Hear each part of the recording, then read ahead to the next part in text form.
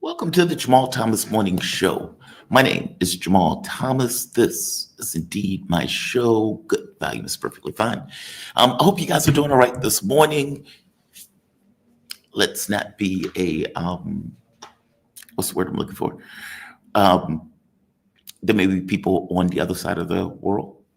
Good evening to those people. I'm not just going to make the assumption that this morning I'm going to be more open, more tolerant of people who are not necessarily on the East Coast. And I probably should turn that light on, but that's okay.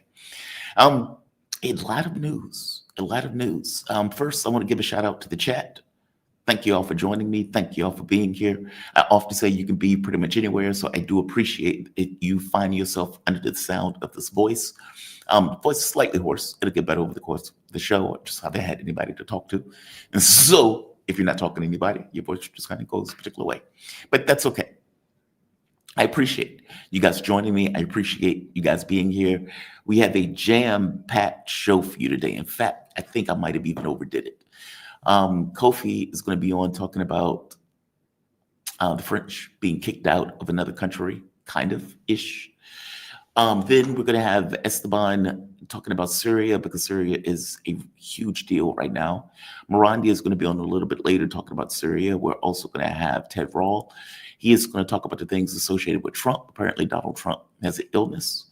Donald Trump didn't disclose that illness before he got in office. People identified that something was wrong with him, in which case he had to come out under the guise of transparency. Transparency is not when I figure something out and then you tell me. Transparency is telling in advance, but of course you don't want to tell in advance because that may be a hedge to you getting into office. So there is that. There's also the Wall Street Journal article that came out that effectively leaked. Again, I don't even know why it's a leak. Donald Trump has had a relationship with Jeffrey Epstein for decades. They were close friends. They were bosom buddies. They hung out a lot. There was no daylight. Trump acting like, I don't even know who that guy is. Epstein, who? Who's Epstein? Epstein doesn't exist. Epstein wasn't in jail. He didn't kill himself. There is no jail. There is no spoon. No, bro. No. Right here. This is them hanging out. Buds. I guess this was in the 80s. Just hanging out like dudes. I look at Trump, look like he about to pop and lock. Epstein doesn't seem to be all that enthused. Donald Trump is really enjoying it. Close friends, buddies. Trump seems to be very annoying. Epstein looks like a weirdo. But Donald Trump, close friends and buddies. In the list, or let's say in the book, because it was a book, they were giving birthday wishes to Epstein. Donald Trump apparently drew a naked woman with breasts. You have to do it that way, with breasts. And he wrote, I'm not going to call it a limerick, but this kind of weird third person back and forth. And I'll read it to you later. They call it Bawdy. So I'll go with the term Bawdy. I like the term. The term is funny to me. Trump freaks out, goes nuclear, claims he's going to sue the Wall Street Journal. Good luck with that. The document is real. It literally was in a book. The author, I don't know if the author is still alive, but the person was around to put it into a book. So this is not something that is unreal. Trump screaming at the top of his lungs that it's not real is what is unreal. There's that. The big story today, though, is Syria. Big story today is Syria. I have spent several hours of this day talking to various people through text message, trying to get more context in regards to what's going on. And I got to be honest with you, I can't do it justice. I will give an explanation. Next week, I'm hoping Kavort comes on. And there's another gentleman who's very, very good, who I hope also comes on, Ibrahim, I forget his last name. They will give a much better and much more thorough explanation in regards to questions being asked about it. I will give you a rundown and a breakdown of what has taken place, because what has taken place is dramatic and it's a big deal. And the way the media is reporting it is not really given the context that is required and is deserved for the story. And I know Syria is not the most exciting thing to my audience. I get that. But it is a big deal right now. And that seems to be the leading headline. Of course, the war is still going on with Russia. Russia's still moving like lava, if you want to call it that. One area after the next gets taken. One building gets blown up after the next. And the world keeps on turning, with them, Putin, not even making a response to Donald Trump's threats and ultimatums. So there's not really a huge amount to hit on that, per se. I mean, there's stuff, but it's not big. The Syria thing, I think, arguably, is bigger. The other day, I showed you this video, or video similar to this. Presidential palace being blown to hell.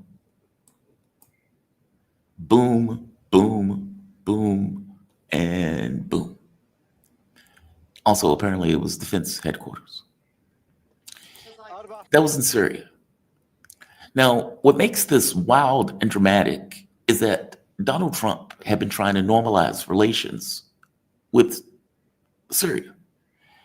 And al-Jilani, or al-Shara, whichever one you want to call him, was doing everything in his power, short of jumping off of a building, to try to make amends with Israel, including giving up the Golan Heights. He was doing everything in his power. Donald Trump normalized with Syria, got rid of the sanctions, got other countries to get rid of the sanctions, and they tried to act like a man who's chopping heads a few years ago is now the president of a country, now that they were able to take down Bashar al-Assad. The U.S. further tried to act as if it didn't have its hands on it, and it just magically happened. When we all know that Operation Timber Sycamore, the United States has spent billions of dollars trying to overthrow the Syrian government, going all the way back, definitely under Obama, but apparently even back before that, to George Bush's term. So, sanctions, stealing the oil, and the way that Donald Trump said the terrorists that were attacking it, it drained the energy and vitality of a country to the point where you could finally bribe many of the troops. And I would imagine there's going to be a book written about this one day that is going to go further into the explanation of how Syria seemed to have just melted away. But it melted away. People like me were deeply concerned. My producer had family members who live in Syria and in Lebanon. And in the case of Syria, they were royally terrified because those people were around when ISIS was around the first time around, which is Giuliani was effectively second in command of ISIS, and his dogs and goons, who he effectively raided Syria, whether it's just terrorists. They were around the first time around that happened, where they went on a killing spree of ethnic minorities as they tried to create their caliphate. Now, I will tell you, I did not believe that the U.S. would allow a head chopper to create a caliphate, especially taking on the operations of a state. Whew, that's my coffee. I didn't believe it, and yet, there it is. There it is. It exists, with Giuliani claiming himself to be president of Syria. I wasn't entirely wrong, though, because what I thought was that ultimately the instability was going to allow Israel a justification to continuously say, hey, there are dangerous babies in Syria, and we need to defend ourselves from those dangerous babies. So we need to bomb, and we need to take more territory to defend ourselves from these dangerous women, children, and babies. And that, on some level, is effectively what happened.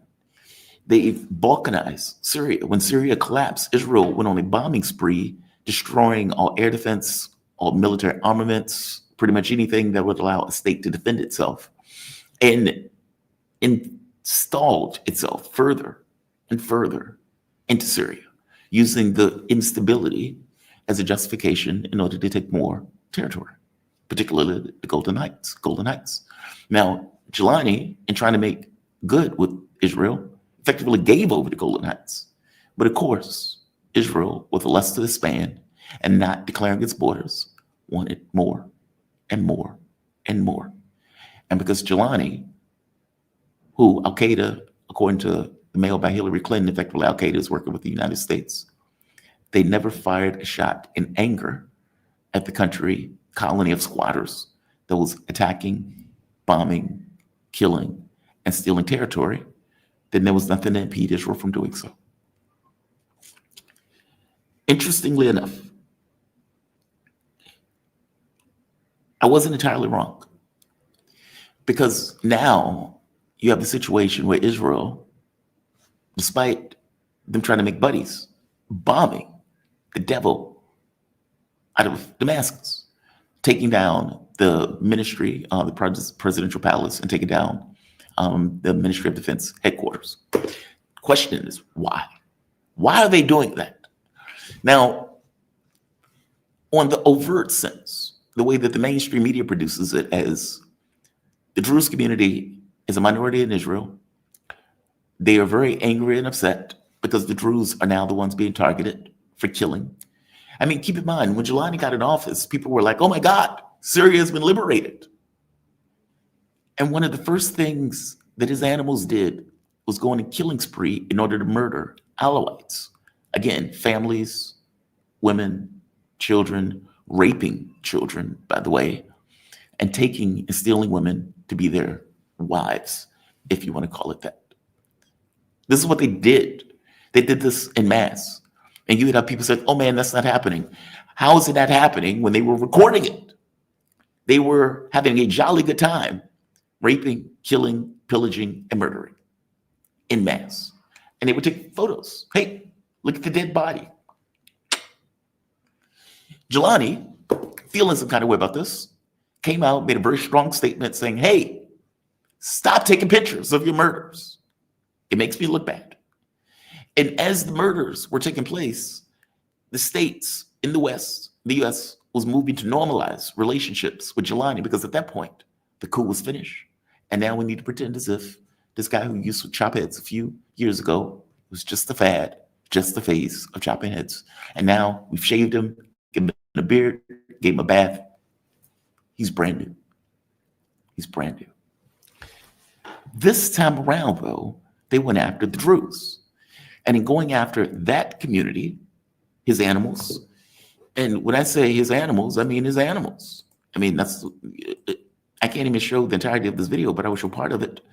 This is a hospital that his goons, his dogs, as I like to call them, went through killing everything. Allahu Akbar wal izzatu lillah. I can't show you this video. It's that bad. When they turn the corner, what you're going to see are dead bodies just piled up. Nurses, doctors, whoever was effectively there, just laying on the floor, deceased. That's what his animals did. His animals were going through ethnically cleansing the Druze. The Druze in Israel were freaking out. And when they were freaking out, Israel went on a bombing spree in order to tell him, get your dogs in line and get those people from the South. Basically, get your military from the South. Now, the catch with this is, well, there are other groups beyond the quote unquote official terrorist military that also can go through and go on a killing spree. And that's what they were effectively trying to do. And then the Druze were going to defend themselves. Israel was doing bombing in various areas. And Israel would say, we are here to protect the Druze. That's what we're here to do.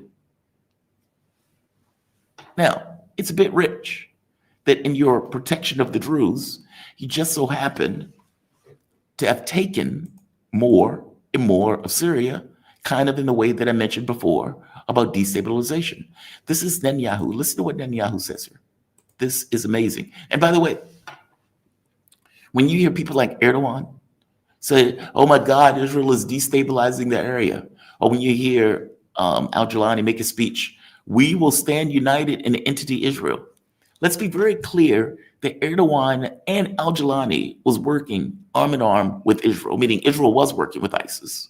And Erdogan, for all of this big talk, Netanyahu's Hitler, was working with that Hitler when they were going through operations in order to take over and balkanize Syria. They're full of it. It is language without any sense of reality associated with it. 40% of the oil that Israel uses in order to murder women and children comes through Turkey. If Erdogan felt some kind of way about it in earnest, he could stop that oil. He could stop the war machine. He doesn't do that. Just want to make that point. This is Netanyahu. Listen to what's being said here. את זה לא יכולנו לקבל בשום צורה. ולכן הנחיתי את צה"ל לפעול ולפעול בעוצמה. חיל האוויר תקף גם את כנופיות הרצח וגם את הרק"ל, והוספתי יד גם לתקוף בדמשק את משרד הביטחון. בתוצאה מהפעילות העצומה הזאת, השתררה הפסקת אש, והכוחות הסורים נסוגו חזרה לדמשק. Notice what he said. They retreated back to Damascus. Now, supposedly, this is forces of Syria that are limited in the areas to which they can be in Syria. This is a map of what this looks like, just so you can see what is happening. Israel has effectively taken the southern part of Syria. Now, they're saying we're doing this for the Druze. Now, the Druze are still being killed, by the way, because there are other gangs, criminals, murderers, dogs, animals that have also went into this kind of ethnically cleansing, claiming that the Druze are working with the Israelis, which is a bit rich, considering Al-Jilani was literally licking Netanyahu's ass. Okay, maybe not literally, but figuratively. It's a bit rich. It's contradiction in terms. Yes, there are some Druze that are in Israel, but there are also Druze that are in Syria, obviously, that may not necessarily have the same and similar connection. The point that I'm trying to make, though, is that under the pretext of we're saving the Druze, we're saving them. That's what we're doing with Israel. I know we defend ourselves from dangerous babies in Palestine, but in this case, we're saving the Druze. Okay, sure you are. Autonomous Druze zone. Israel has effectively said the military can't come below Damascus. That's astonishing. You've effectively balkanized and dismembered the country. What they're trying to accomplish is what they call David's Quarter. David's Quarter is a vector that allows Israel to go from Golan Heights, cut across Syria, and get to the border of Iraq. This is a good, let's see, where's the representation of it? Right here. This is a good representation of what they're effectively trying to accomplish. And they're using the issue of the Druze as a way of doing it. Golan Heights, Jelani already gave it over. Syria, and they shoot straight across. Straight across. Now, I pulled up the map because I wanted to see and give a better representation of what this looks like in earnest. All right. Shoot straight across Damascus. And look at what you have here, Iraq. Right at the border of Iraq. Now, the gentleman who is breaking this down and who is ideally going to come on my show to further break this down is a man named Ibrahim Majed. And he points out that what they want to accomplish is to, wait, did I show the map? This, okay, I'm sorry. Right across, if you cut across, is Iraq.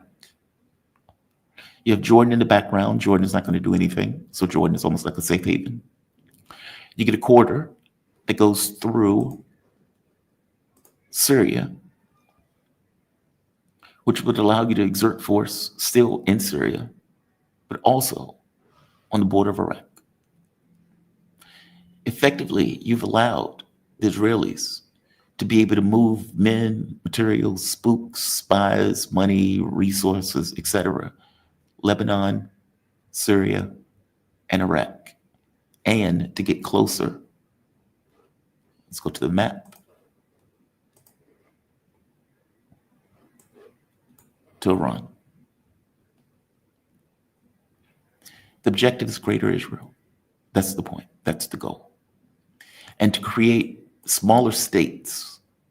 Israel is only a state of what, 8.8 million people? If you can break Syria up, which is effectively what they've been able to do. How can these minority communities, if you're the Druze or the Christians, or if you are the Kurds, or if you are, pick any of these groups. At one point, these groups were on some level living under one umbrella. Not anymore. At the point where you go on a killing spree and you have government forces murdering a large number of Druze or Alawites or Christians, they will get to the Christians at some point, or whatever other random group that is in Syria, then those people no longer see themselves as Syrians. They see themselves in the context of their group because the Syrian government, in that case, have been murdering and attacking them. Meaning, if I'm a Druze and you've just had your dogs come and murder all of these people in the hospital and murder various people of my particular sect, do I really see myself as Syrian in that case? What about the Alawites? Do they really see themselves as Syrians when the Syrian government allowed a murder spree where you went and effectively ethnically cleansed those groups? They're creating a caliphate, and certain groups are what is a persona non grata. You are breaking and balkanizing the country. Turkey seems to be taking and controlling one part. Israel seems to be controlling one part. You may get al-Jilani for as long as he can stay in power, and that's assuming he stays in power and controlling a smaller part of it. But you've accomplished your objective of making this huge state that has been around for thousands of years into a smaller, more manageable piece of something that you now have greater control over and greater dominion over as you look at Iraq and as you look at Iran. What time is it? I hope I explained that right. When Esteban and when Marandi comes onto the show, they're probably going to go into it further. But David's quarter is what this thing is called that they're effectively trying to accomplish. And the events that have taken place over the last few days have moved them one step closer to accomplishing that objective. Because right now, they seem to have control over southern part of Syria under the guise of, we're protecting the Druze. We're protecting the Druze. Amazing. Just amazing. And again, you had some fighters. There are videos with fighters wearing ISIS patches, effectively saying, well, the Druze are working with the Zionists, so we want to go after the Druze. That's a bit rich, considering al-Jilani worked with the Zionists also, and doing so openly. And there's nothing to stop those fighters from going after the quote-unquote Zionists directly, as opposed to going after their own kind. It's amazing to me how vociferous they go after other Muslims, as opposed to going after the quote-unquote Zionist entity in the way that al-Jilani was talking about it. And just to make the point clear, this is Jilani giving a speech. And I'm sorry I'm going to have to subject you to this, but I am going to subject you to this. Listen to what he has been saying in the speech. It is an astonishing thing. And as you listen to him or read it, keep in mind, his goons, his dogs, have been going through murdering ethnic minorities all throughout Syria. Listen to the way he talks. بسم الله الرحمن الرحيم الحمد لله رب العالمين والصلاة والسلام على رسول الأمين وعلى آله وصحبه أجمعين. أما بعد، في خضم الأحداث التي تعصف بوطننا العزيز، أجد أنه من الواجب الوطني أن أوجه إليكم هذه الكلمات كرسالة من القلب إلى هذا الشعب الذي طالما تحدى الصعاب ولم يتراجع يوما عن مبادئه الثابتة. شعبنا الذي ضحى بالغالي والنفيس من أجل أن تظل سوريا حرة أبية، وفي مقدمة الشعوب التي تتطلع إلى العزة والكرامة. لقد خرج شعبنا في ثورة من أجل نيل حريته، فانتصر فيها وقدم تضحيات جسيمة، ولا يزال هذا الشعب على أهبة الاستعداد للقتال من أجل كرامته في حال مسها أي تهديد. أيها الشعب السوري الأبي، إننا اليوم ونحن نواجه هذا التحدي الجديد نعيش في قلب معركة تهدف إلى حماية وحدة بلادنا وكرامة شعب. Isn't that amazing? Like, I'm sorry, right now, some of this newspeak in the way that he's talking about it. We're free and proud. Are you? Really? Are the people in that hospital free and proud? They're dead, if you want to call it anything. Again, monsters, killers. Just because he shaved his beard doesn't mean he's not a head chopper. And he is talking about, hey, we are free and proud in this country of Syria. Are you? Really? Really? You are?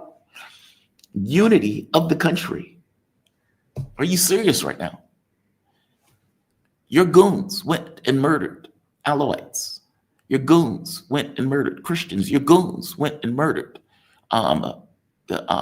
this other group that we're just talking about. I'm saying, how is this unity? How is this unity? How is this free and proud? How are you acting like this is a we moment? And after working hand in hand, hand in glove with Israel in order to normalize relations, how are you now calling it a Israeli entity? An entity. And even go so far as to say, we're ready to fight. We're ready to fight. What's stopping you from doing so? Nothing. But they're not going to do so. He hasn't raised his voice. He hasn't fired a bullet in anger. And yet he has a motley crew of goons that will go out and can attack Lebanon, can attack other minorities, ethnic minorities that are in the country, but at no point would go and fire a bullet in anger, a single bullet in anger at the country that has been bombing his country and has been stealing more and more territory. You have decided to take over the responsibility of state, and yet as your state is eroded, you seemingly have very little to say about the country that is eroding that state. It's amazing. It's amazing. It's just fascinating, right? And one last point, Erdogan. Erdogan, who backs that goon, that thug, Erdogan comes out feeling some kind of way about Syria being attacked, is making the argument that Syria will not be divided, which is, again, rather astonishing since it's already divided, and comes out and says this. Israel is doing everything it can to drown our region in blood, chaos, and conflict. Since October 7, 2023, 58,000 of our Palestinian brothers and sisters in Gaza have been martyred. The number of wounded has exceeded 138,000. Israel hasn't just attacked Palestine, they've also attacked Lebanon, Yemen, and Iran, murdering innocent civilians there as well. Now, it's not that what he's saying is not true. It's that he's acting as if he has no power to do anything about it. He went so far at one point and said, Netanyahu is effectively Hitler. And it's like, but you worked with that Hitler in order to overthrow the Assad government. That's what you did. And now you're acting again, once again, as if he has no power in this process. The majority of the oil that Israel uses goes through Turkey. He can stop it at any time. He chooses not to do that. These are just words that are coming out of his mouth, just like they're just words coming out of Jelani's mouth. That's just the breakdown. I'm going to dig further into it when Marandi comes in. I'm going to dig further into it when Esteban comes in. But I wanted to give larger context than what the mainstream media is making it, where it's like randomly Druze got into a fight with a Bedouin and then 500,000 troops showed up. It's like, okay, dude, no. And Israel is playing this like a fiddle, and they're one step closer to their project of greater Israel. Watch it. I want to bring in my man, though. I am joined with the man himself, Koffi Kouakou. Kofi, how you doing, my man? Before we get started, you doing all right today? And Kofi, I can't hear you. I think you're muted. Yes, I was muted. Sorry. There you are. There you are. How you doing, my man? You doing okay? Well, doing well. Very busy week in South Africa. Two really important events. The first one is basically the Minister of Finance, the G20 Minister of Finance meetings that's ending today. Yeah. And then, of course, South Africa, as you know, is a host of the G20, the next G20 summit in November. Is it? People, yes, very frantic. The U.S. is playing ball with South Africa. President Trump is behaving strangely. It looks like he may not come. So you've got all kinds of representatives trying to placate this whole thing. But I think more and more South Africa is now understanding that, look, we've got to do without them. If they don't come, that's also okay. If they come, that's also okay. But key to it is that next year, the United States is hosting that summit. So there should be a handover. But that's very interesting. So it makes things happen nicely. The second most important event is that, strangely enough, we had a shocking news from the minister in the president's office by Mrs. if not Miss, Kumbuzo Ntshabeni, announcing that there were some kind of people plotting a coup d'etat in South Africa. My goodness. Really? Yes, I didn't hear this one. Yeah, a little bit confusing. There's a little bit of psychosis. People are worried that this news is not really helping. Of course, it's not also helping with the preparation of the G20 summit in November. Right. Now people are saying, oh my goodness, security issues, what's going to happen? So there's a bit of confusion. People are very worried. But this happened in the back. Also, another news that the police commissioner of a province called KwaZulu-Natal, down in the southeast of the country, last week just made a bold announcement. I mean, another shocking news that the police minister, national police minister called Ntunu, was implicated with syndicate crimes and criminals. My goodness. This is what we have. And so the president had to come rushing from Brazil to the, remember, the BRICS meeting there, to come back and try to settle things. But people are not happy. People are not happy about the news, how the president really spoke for somewhere like 10 or 12 minutes. And he came late, didn't apologize. So the country is a little bit of the knife's edge. Commentators are up and down. And people are saying that the president is not bold enough in the decision. Instead of firing the minister, he put him on what's called a leave of absence. One of these terminologies that said, you're not going to come to work. You're going to be off while there's a commission, a judicial commission looking to these allocations for the next 3 to 6 months. You get paid to relax.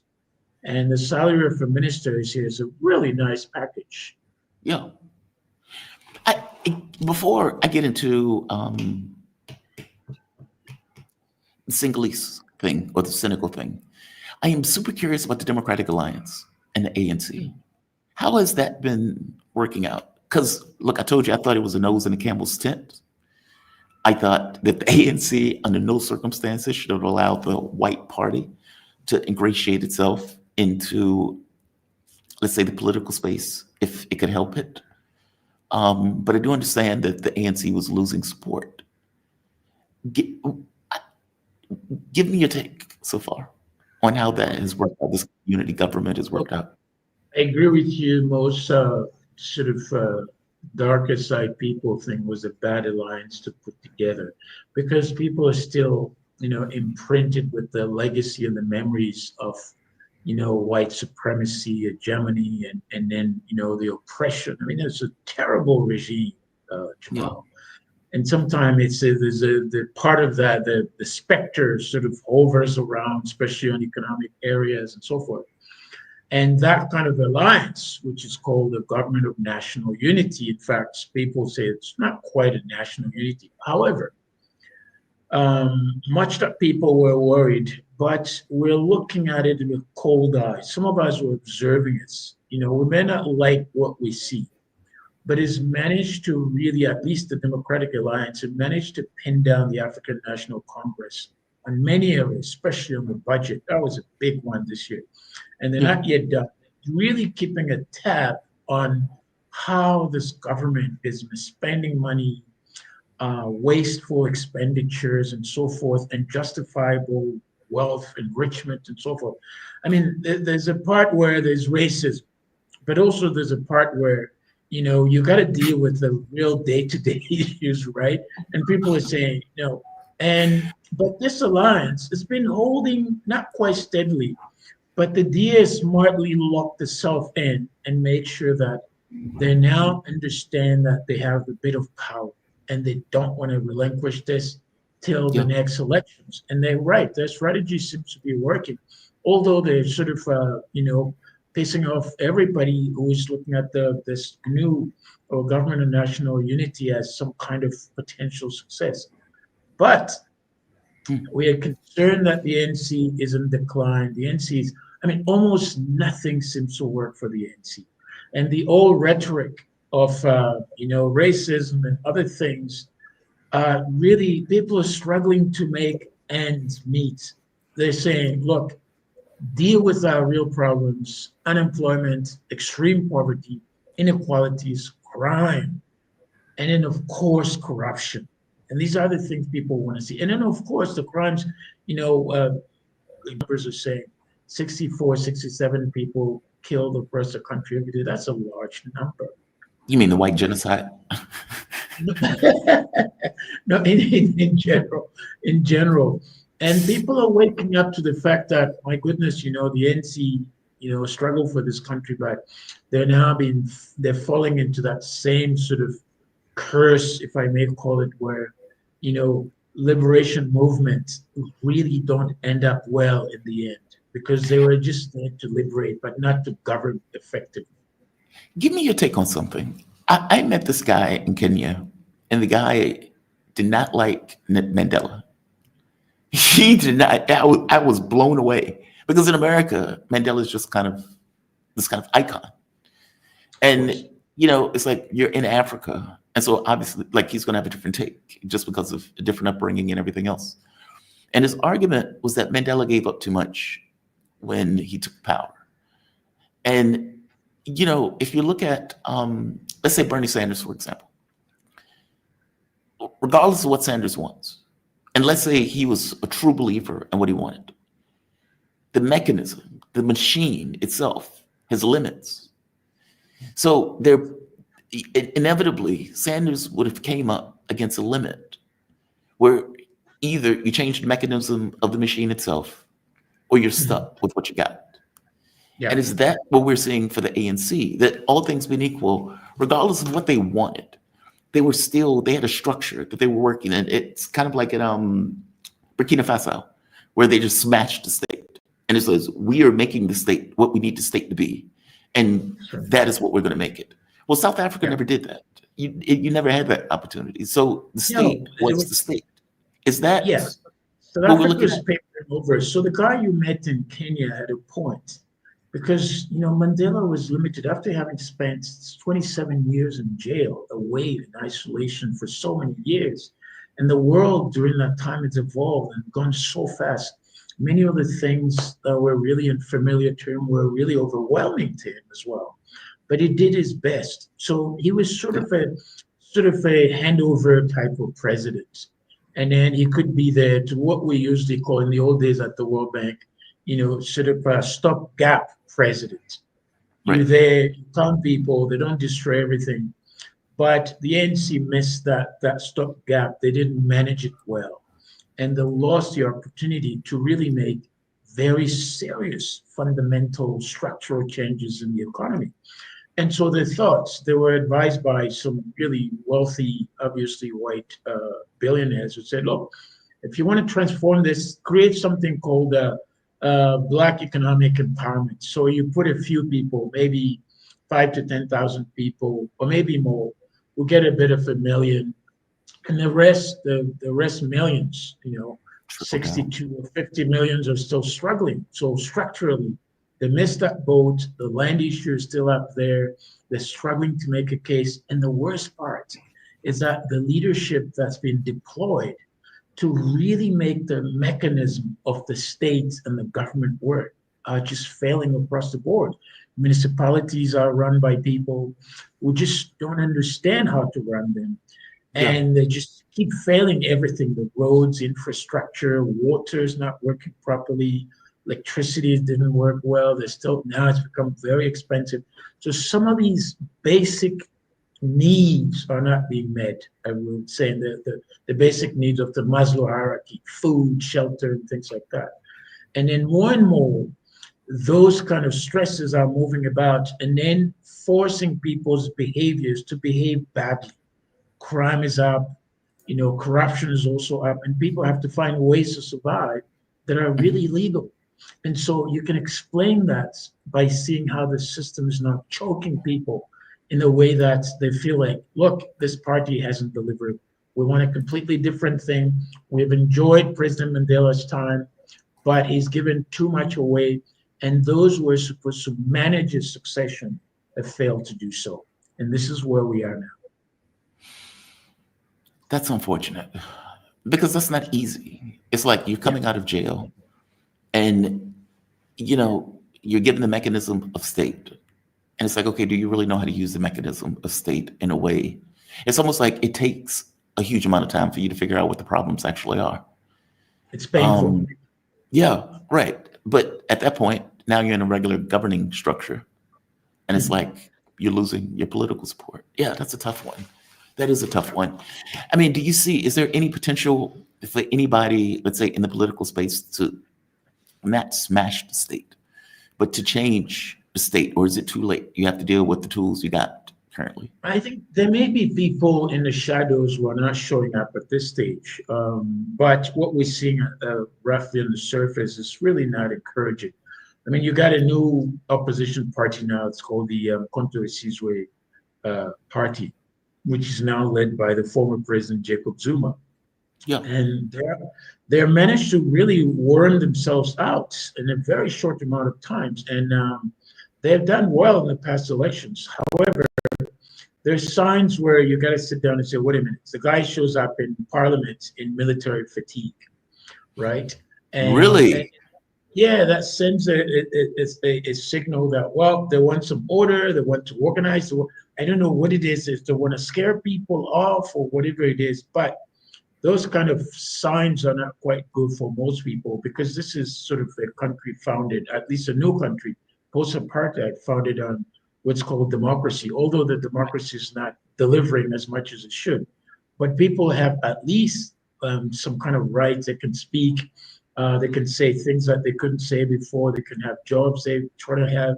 But it's still tough because the system is so choking, especially economically, And so hopefully, and people are saying, wait a minute, we want change. But the old guards were sitting there, especially we're hearing that the brother-in-law of the president, Patrice Motsepe, who is also the head of the African Football Federation, wants to come and become president. So he's been sort of sending signals and sort of lobbying to position himself. And people are saying, wait a minute, this is not a family business here. You guys already been, the president is a billionaire. The brother-in-law is even more billionaire than the president himself. The families are millionaires. So what else do you want? You've been there for all this time. You haven't shown any real progress for people. And we are living in a very tense environment right now. And people are depressed to a large degree, but you have to make it. You have to find a way to survive. It's the trick of democracy. Like it's, speaking of that, Ibrahim Traoré. So this came out for Burkina Faso. Burkina Faso's quote unquote junta to dissolve independent electoral commission. I am fascinated by the way we look at Burkina Faso. Because as you will have this conversation about South Africa, you'll be very plain, like, dude, it freaks people out when you're walking around in military uniforms. This is not what this country is. But when we look at Ibrahim Traoré, we look at them and says, good job. You can walk around in your military uniform. You can smash the state. We accept you to smash the state. That's okay. Now, I get the reason, because the democratic system that was there in place was purely used as a cudgel in order to maintain the system, not to allow progress. And so this was their way of trying to find, we can't make it through under the context or in the context to which the state currently operates. We have to smash the state. And in his case, he seemed to actually be doing good things for the population. So yeah, he may be a junta, but it's a junta that is actually trying to do something good. I don't know, it's just interesting the way we look at this. Did you come across this? They've effectively planned to scrap the Independent National Electoral Commission, making the point of saying it costs too much money, and more to the point, they believe that it allows foreign influence. Yes, it indeed it does. In fact, those mechanisms of democracies have sort of, to a large degree, hampered the economic development of these countries, because the structures are funded from outside. I mean, how do you run a democracy that's funded by the European Union, or the USAID, or Finland or France, or the African Union's budget is 2/3 funded by the European Union? I mean, it just doesn't make sense. That's not a democracy. It's a paid for. So now what these countries, Burkina Faso and Mali and Niger, and probably a bit of Chad, are trying to do is to find a way to sort of to find the sovereignty that they themselves can fund. And they have the resources to do so, Jamal. It's just that, as I was saying to you, the elite in these countries are so subordinated to these old powers that they can't live without, thinking. I mean, we're going to talk about it a little bit later, that they have dual citizenship. They have a French citizenship, and then they have one in Senegal, or they have one in Cote d'Ivoire, and then they have another one in France. So that dual citizenship, we don't know where your allegiance is really, but for the most part, many of them have really big homes in France, in Paris. I mean, they go shopping there with their families, they send their kids to there. When they're sick, that's where they go to hospitals. I mean, all these subserviencies are telling us that, in fact, these democratic tools are not being used to help people, because the elite controls them, and the elite are also controlled by other people from outside. So people are saying, no, we don't want them anymore. It is a terrible thing to hear that you have military people running the country. However, people are saying, if those military people or officers can help us get the basics right, create some order, clean up the place in corruption, and also in crimes, and making sure we can be healthy enough, we're ready for this trade-off. We want something that works for us, and that nobody comes around and telling us how we should behave or pick our people or our leaders. And this is where it's going. And it's going to come to many of the African countries. So this piece that's there, closing the Independent Electoral Commission, most of the time, most of these places are corrupt. They don't have, the electoral lists are not clean enough. So the president may have a point, Traore may have a point. Perhaps they need to put them on hold for a while, clean them up, and make sure that they're run correctly. He's effectively a Napoleon of sorts. When Napoleon comes through, gets rid of the fluff, this is the way we're going to do things, et cetera, et cetera. Let's go to Senegal. We have about, we have a little bit of time. So you made the point of saying, so the Electoral Commission was being paid for externally? Is that why he brought up saying this is expensive? Yes, in part. I mean, not only is it's paid by people outside, but he doesn't have any control over those funds, you see. And the people who are being paid are acting on behalf of these people from outside. So what does that mean? There's no sense of impartiality. What are they running? What kind of integrity they're managing? And people are very suspicious because they can stuff the ballots. They can do whatever they want to do at the behest of somebody else outside. What do you do when are you telling me that the Electoral Commission paid externally can stop a voting process and the president will have no say-so? But if the president himself is bought by people outside, he uses the Electoral Commission to justify his position. And that's what we've seen, especially we're now almost about to see the same case in Ivory Coast, where the president is now, he's running an Electoral Commission. The electoral list is just unbelievably corrupt. There's no integrity. People who were born 100 years ago are still there voting. I mean, it's too complicated to really get into it, but it's not a clean electoral list. And of course, he's sort of banned the opposition leaders. But a couple of days ago, well, he's been in France for a couple of weeks now, and the French, for once, President Macron just squeezing him out to say, I really want these before we meet.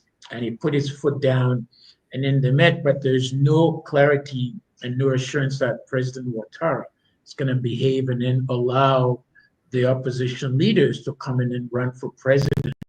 But he himself wants to run for the fourth time. He's already illegal, but he still wants to run. He's in his 80s, but he still wants to run. He's not in good health, but he still wants to run.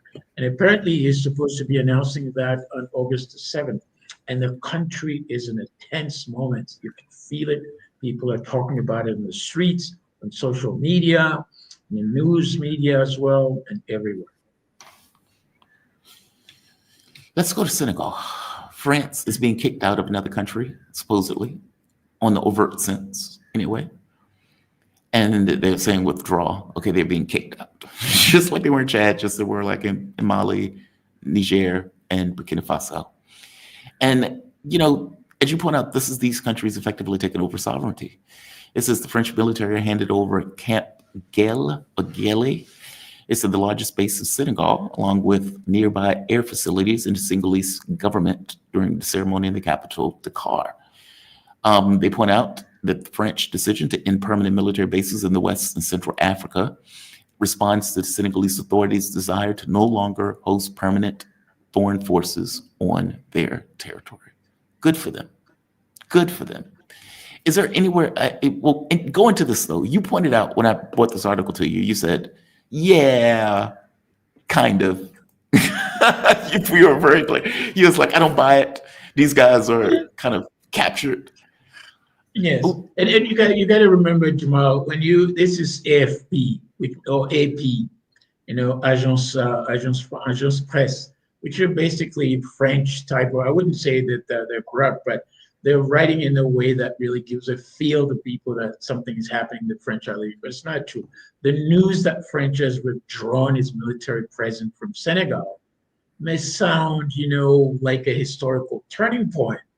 Yeah. But, Jamal, when we dig a little bit deeper, we see a different picture. What's being presented as a full departure, in fact, is a careful choreographed, you know, rebranding. The last few paragraphs, in fact, I was telling you of that piece of AP article, make it clear, in fact, the French forces are not fully gone. They're changing uniforms, becoming long-term military advisors, switching to called, cooperation mission. The terminology and the language is a bit different, and relocating their bases here and there, cutting down on staff, and then, you know, to more discrete forms. But as I say again, this is not the need, you know, the end of French military dependency. You know, it's a misplaced and an undesirable, as I would call it, mutation. And in fact, let me close with this one. You know, France's presence in Africa has never been solely about, security for Africans and for itself. But since independence in the 60s, you know, those military bases have served as, anchor points for economic extractions and pillages, political manipulations, and then, of course, geopolitical leverage by France with the West. And those bases in Senegal, Cote d'Ivoire, Gabon, and Djibouti, for that matter, and even other bases in the Pacifics, were part of the original, sort of what people are now calling the Faustian Pact or bargain between France and its former colonies. So in closure, I would say this, but what is really even more disturbing is how deeply embedded this system has become, not just in infrastructure or military bases, but in the mind of our elites, right? Who are often, as I said again, this French, dual French identity, and then also in their countries. And they operate in a sense of loyalty to Paris and then to the French oligarch and not to their people. And then what we're dealing with is I would call it a psychology of subordination, not just a question of military logics. Wait, dig into that for me. You mean just because the French have been there for so long? Yeah. I guess kind of like the way Europe is with America. It's like daddy, come back, daddy, don't go, don't go away. Like where they have this kind of weird vassal status that they accept, That's right. like wholeheartedly accept, like they just don't even want to give it up. When I was listening to Canadian radio station, and the way they were talking about the United States, and I was like, why are they talking this way? The US doesn't talk this way. Like the US doesn't say, hey, we're going to see what Canada does. We don't talk that way. We don't care what Canada does. Nobody, no, those are words never uttered on any radio station ever in the United States. Nobody says we're going to see what Europe does. Nobody does that.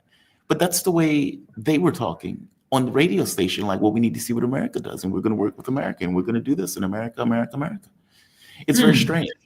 And I guess your point is, yeah. Oh, please. So that, yeah, it's deeply ingrained, that psychology of subordination. Sometimes many of us who are the product of these colonial places found ourselves behaving strangely as well. Like, wait a minute, why am I quoting, a French philosopher, Camus as this in French, or Balzac, or any? I mean, I've been going through my own sort of decolonizing my mind, and it's just so traumatic because the basis for the benchmarks that I had before have all disappeared, and I'm like, what do I know really? Not only about these people, but about myself, about the history of Africa, history of my own, families and so forth. So it's really a very, very tough one. However, there seemed to be a new era of that the era of blind subordination is ending, both individually among people who are educated and finding things, learning on the internet and so forth, and connected with networks of rebellions and so forth. That, in fact, the departure of French troops, well, according to this article, real or symbolic or imagined, is just one piece for the sovereign puzzle of Africa. And of course, what is important is the only permanent military presence of these troops in Africa that Africa should host. It's their own, not any other places. Or let's say NATO is coming down, or the African command is going to, pitch up and then help you sort your problem. They're never going to do that. And this is where we're going. That's the new era that's not creating the friction that you see. The French are very uncomfortable. They're still reorganizing themselves. They're positioning themselves one way to still control the elites that are still subservient to them. And that is what's creating the chaos, the tension, the trauma. But we all know that usually before the great birth, there's always something that just has to give up. Yeah. I mean, I still look at it as positive. I mean, it's Africa effectively taking back sovereignty. And that stuff, it is traumatic, as you point out. It's not something that happens overnight. It's something that happens kind of over time in these kind of fits. Kofi, man, I am always fascinated. Senegal is the beginning, right? And this is where that journey is taking on, Burkina Faso, Mali, Niger, Chad, and even Central African Republic. They're trying their best to sort of come out of this yoke, the French yoke and Western colonization. It's not easy because the mold within which you're working is what's made you. So true liberation will mean that more than waving goodbyes to foreign troops, it means building a continent that doesn't really fall for that subserviency, but also takes into account, that it doesn't have to be feared. And there will be, as they say, but when you want to make an omelet, you're going to have to break an egg. That's what we're going to go through. And it's going to be painful, as you say, but we're hopeful that things will happen. Sahel states, I mean, they did break some eggs. I mean, they literally smashed the state. And there were other states in Africa that were concerned that the same thing was going to happen to them. I mean, they literally said, this doesn't work for us. The system, the way this operates, this is not in our best interest. I mean, they literally destroyed the state. And so I don't know how other countries, and maybe this could be the last question. How do other countries see that? Like when they look at that and they say, okay, we're uncomfortable with a military hunter taking over, By the same token, we can acknowledge that Ibrahim Traore is doing good things for Burkina Faso.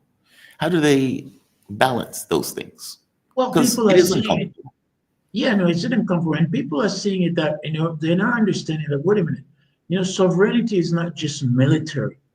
It includes economic, cultural, and technological other sovereignties involved in it. Right. So if we can start with some order, to start to build this African strategic autonomy, starting with some order, discipline, organizing things, making things worse with the military, because that's where there is a little bit of power. Because if they don't have that strength, any other foreign country will come in and then just sort of disrupt everything. So if you can start building from that, and people are now, civil society, people are now getting the message. I mean, I'm sure you've been paying attention. Last month, there was some kind of really revolt and protest in Togo, in West Africa there, another small country. But also in Kenya last month, where people were saying the 1 year anniversary of the protest.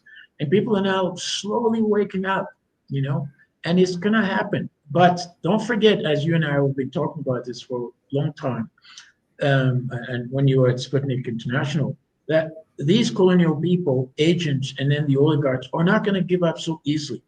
They have the intelligence networks, economic ways to control tools and so forth.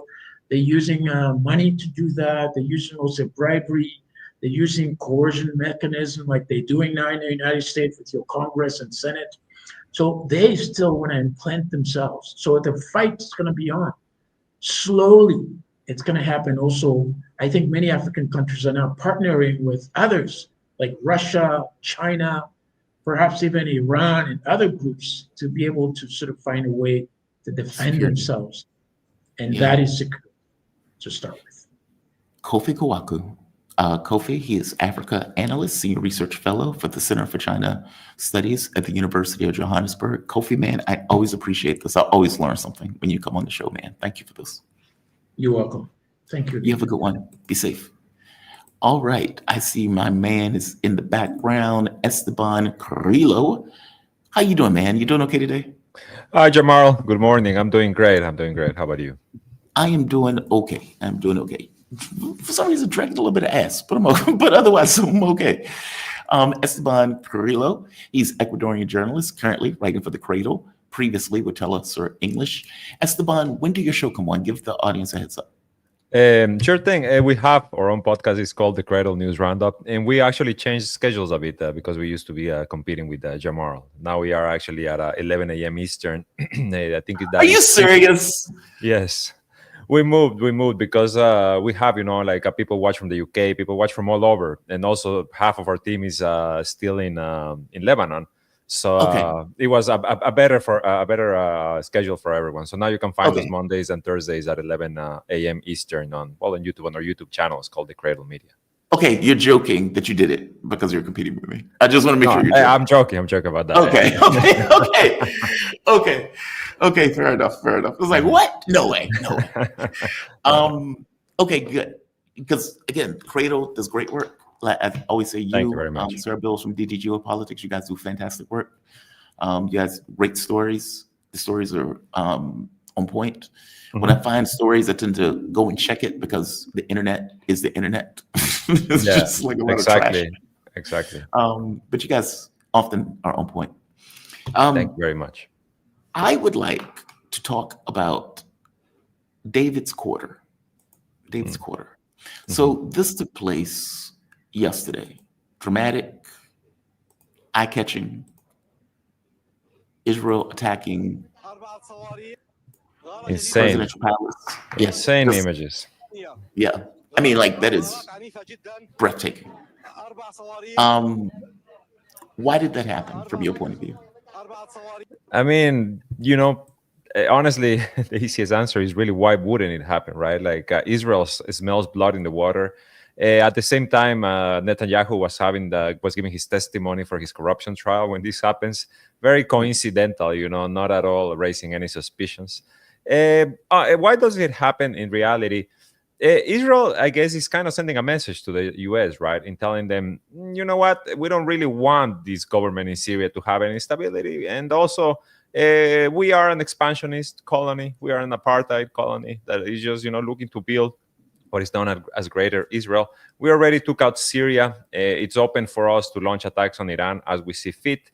But now, why don't we extend our area of not just of control, but also of influence, right? And you make reference to David's corridor. And at the Cradle, we had an article a few months ago that dove kind of deep into this. And this is a land corridor that extends from the occupied Golan Heights, which Israel now is in de facto control of. Honestly, have been since 1967. But now we know essentially that this Al-Qaeda government in Syria is not going to do much to take it back. And because in December, when Israel bombs the entirety of Syria's military assets, and they take control of about 500 square kilometers of the south of Syria, including Mount Hermon, right? And now what's happening this time is essentially them saying, we're going to take a bit more, we're going to continue to extend our area of control because so we can, start developing this corridor that it's more of an influence corridor so much than an actual land, like for transport or something like that. They want to connect from the Golan Heights to Suwaida, where these clashes are happening, to Al Tanef base, in the tri-border area between Iraq, Jordan, and Syria, which is a U.S. occupation base, and then towards the northeast, which is controlled by U.S. proxies in the Syrian Democratic Forces and the Autonomous Administration of Northeast Syria, the Kurds, right? So why is this? They want to reach into Iraq, right? I think this is kind of like the end goal here. Is like, let's have this corridor that allows us to start to have an entryway that reaches all the way to Iraq, at the same time expanding, right, already our control of this region. And so we can, at some point, be able to confront the Shia militias in Iraq, who have been very dormant over the past several months, but who are there, right? The Hashd al-Shabi, also known as the Popular Mobilization Forces. I think this is all connected at the same, it's many things at once. It's also, in many ways, it's theater. Because, look at the images you just put. They are so brutal in their attack, and yet the Syrian government claims like 5 dead or something like that in all of these attacks. It's a very low figure of injuries and death that they claim. There's reports that Turkey warned Julani, the self-proclaimed president of Syria, beforehand, like, hey, you better bolt, you better exit the presidential palace because these maniacs are coming in and they're going to bomb you. So what was the response from Syria, right? Crickets. Like, he gives a statement. He says, That's what Israel. He gave a strongly worded speech. I mean, as strongly worded as his handlers allow, right? Like his Mossad handlers, his CIA handlers, Turkish intelligence. I guess in a way takes the U.S. by surprise, I would say, because in this statement I hang on Marco Rubio's statement, right? You heard when after the attack he says this was a misunderstanding between neighbors. Like, my God, what a misunderstanding, right? Like, the attack, the magnitude of the attack, and in the middle of the day, in the middle of a highly populated area, which is part of the course for the Israeli occupation at this point. So, that's a hell of a misunderstanding, man. Exactly. That is a hell of a misunderstanding. Like, I don't want to be Marco Rubio's neighbor, right? Like, this is a misunderstanding. My God, man, I don't know what. Yeah. So that's kind of I think I covered many topics in my answer, because I don't think there's one clear-cut answer. I think it's work at many levels. Let's keep Syria destabilized. Let's interrupt Bibi's corruption trial. Let's send the US a message. Let's send Turkey a message. Let's send everyone essentially a message here, right? And also at the same time, let's pretend that we are here to protect the Druze, because yesterday the Jerusalem Post has this headline that was just revolting, that says something like the attacks in Syria show how we need to step up to prevent a genocide or something like that. Like they claim that the attacks in Syria prevents a genocide. And it's like, man, what are you doing in Gaza? Like, where do you even come from with these claims? But they do, because they have no shame. They have no interest in the truth. So yeah, I think it's a combination of many of these things. Do you think Al Jilani is in on it? Because one or two things is true. Mm-hmm. Because they're you're right. They're like, we're protecting the Druze. That's what we're doing. We're bombing all of these locations. We're taking over southern Syria, because they are literally taking more and more of southern Syria. Mm-hmm. Netanyahu came out, gave a speech where in the speech is for all intents and purposes saying, we are protecting the Druze and we don't want any military to go below Damascus. and say, whoa, It's wild. Damascus, what do you mean? That's a big chunk of Syria that you've just stolen there, buddy. Exactly. And that's what they've effectively done. And they're doing it, as you point out, under the guise of we're protecting the Druze. So we're taking half of Syria, we're balkanizing Syria. That's astonishing. It's wild. It's wild, you know, that you have a, well, first of all, a wanted war criminal, but second of all, the head of a foreign government coming in and saying, you better not have military south of your capital. Yep. I thought this was the new reformed, pluralistic, diverse, democratic, neoliberal Syria, right? Like this is what the story they've been trying to sell. And this is what I mean that when I feel like there was a message sent to the US, because all of a sudden it looked like the US didn't really know how to control the narrative. You know what Thomas Barrack, the US Special Envoy, had been saying for several weeks now, which is he talked about federalism in Syria. He talked about a unified Syria. He talked about Lebanon. Remember that? He was like, if Lebanon doesn't move quickly disarming Hezbollah, they're just going to become part of Syria again. So he was trying kind of like to draw an updated version of the Sykes-Picot lines, right? Of redrawing West Asia. In Syria, and Israel comes in, right, with their own plan. And in this case, Netanyahu comes with his own plan, because really, truly, I think the most important thing out of all of this is the fact that the attacks happened during the testimony of the corruption trial of Netanyahu, right? It's like Netanyahu keeps being this actor that says, I am not going to be told how to do anything. I am in control of everything, right? Of everything across the board. I am in control, and I'm going to show everyone how in control I am. As far as Giuliani being in on it, I think so. You know, like it's not. It wouldn't. You know, this is not an independent actor, Giuliani. No, he's not there for his achievements, right? Like he was he was in control of Idlib for several years, right? The north west of Syria. What did he achieve there? What progress? Did he lift anyone out of poverty? He was getting all of the UN aid, right? All of the UN aid that was entering Syria while, you know, the dictatorship of Bashar al-Assad was in power. All of the UN aid was entering through Idlib. How did it help the people of Idlib? It did not at all, because this Al-Qaeda government was, you know, reselling it in the black market and then laundering their gains in Turkey, buying property. And now he has control of all of Syria. So again, this is not an independent actor. This is someone who follows orders. And now I don't know, because it sounds like he's getting conflicting orders, right? Like at the same time being like, hey, rebuild Syria, but also continue, you know, if you're going to continue ethnically cleansing, exactly, minorities, we look the other way. And then at the same time, Israel comes in and bombs the hell out of you. And, you know. That's what I'm asking. That's exactly what I'm asking my question. Because it's very strange. Obviously, he's not his own actor. I have to be honest with you. When he took over, I was like, there's no way they're going to allow a head chopper to run a caliphate. Like, meaning, it's one thing if you have Idlib. It's another thing if you're running a state. That is mind-blowing. There's no way they're going to allow that. And my thought was that this was purely going to be Israel's expansion period, where they were going to use the destabilization of Syria as a justification for it. Okay, well, I was kind of wrong. The US seems to be, we're going to get rid of sanctions. This is our guy. He's going to allow the ethnic cleansing of all of these groups. So we're going to allow him to murder Alawites. We're going to allow him to murder Druze. We're going to allow him to do this. And Israel is like, hey, what do you say about Druze? Like, they love that excuse, right? The Druze. Yeah, it's very strange. And I guess my thing is, if at no point did he ever fire a bullet at Israel. And what's wild about it, some of those guys would be sitting there screaming, we're going after the Druze because they're working with the Zionists. And it's like, dude, are you serious right now? Like, your guy is literally trying to normalize relations with Israel. What are you talking about? Very important, very important. Like, this attack comes like days after he personally, Shara, or Giuliani, however you prefer to call him, he meets with Israeli officials in Azerbaijan, and previously met with Israeli officials, including the national security advisor in UAE, in Abu Dhabi. You know, he's completely on board to normalize. He's completely told Israel already, we have a common enemy, right?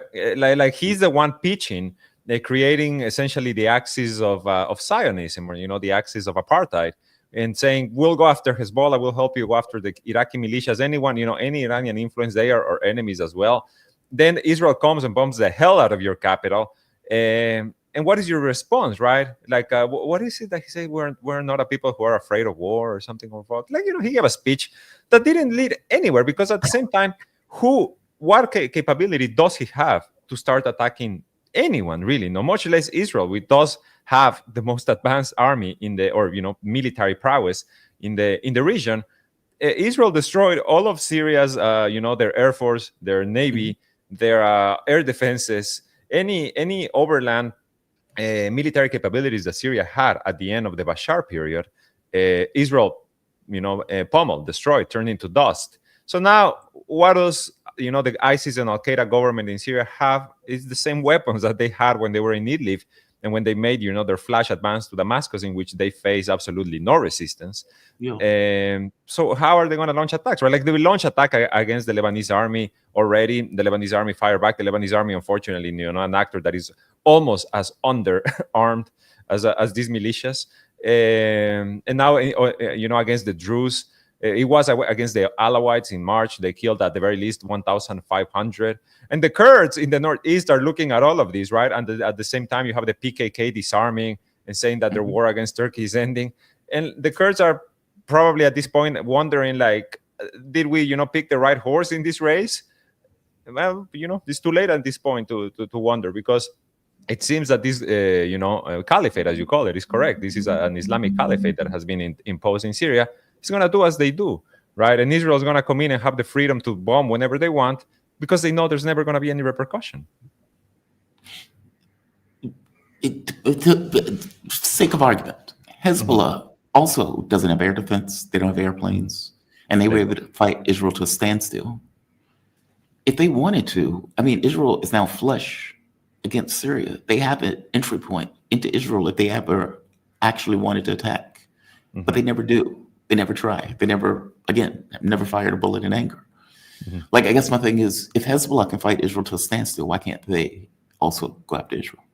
And I don't know the answer for this. That's why I'm asking the question. You mean HTS, or, well, the Syrian army? HTS. I think it's like it's more of an ideological thing, right? Or more like. And one more thing: is there a difference between HTS and the Syrian army at this point? Of the former Syrian army, I would imagine that. I don't want to make assumptions either, but the former Syrian army, as corrupt as it was, as evidenced by the fact that there was absolutely no resistance when HTS marched down south, they still stood for the Syrian Republic, right? Like they fought ISIS alongside Hezbollah and Iran. They recently had been doing, trying to take on, well, before the fall of Damascus and all of that, they were trying, they were working with the Russians, trying to take back territory and etc., keep controlling the south, always facing resistance, always facing, targeted assassinations, etc. Now, the HTS, first of all, you're not talking about an actor that is, Syrian per se. It has Syrian elements. Then you're talking about a whole bunch of Central Asian terrorists. You're talking, about exactly the Uyghurs, the Chechens, the Tajikistanis, etc. People from Europe, people from the US, right? You gotta remember, in the Northeast, there's still tens of thousands of ISIS members and their families who are in these Kurdish-controlled camps that allies of the Al Qaeda government in Syria, the Syrian National Army, and all of that, backed by Turkey, want control of, right? And I highly doubt they want control of these prison camps to keep these people in prison, right? It's more likely than not to liberate them as their brothers in arms. So I think, as far as capability, they probably, Hezbollah is definitely better armed, better trained, a completely different ideological approach and, belief system that has already defeated Israel in wars and has no fear. If Hezbollah is not active at this point, it's not because they fear Israel. It's because the situation internally in Lebanon demands that they stay at a standstill. For the time being, at least, it's nobody wants to drag Lebanon into even a deeper hole than it already is, and that includes, of course, Hezbollah. So, and on the other side, like I said, the Syrians that call themselves now, or these actors that call themselves now the Syrian army, they're there. They were there initially to build this caliphate. They were there initially to impose, Sharia law and create the Islamic State of Iraq and the Levant, etc.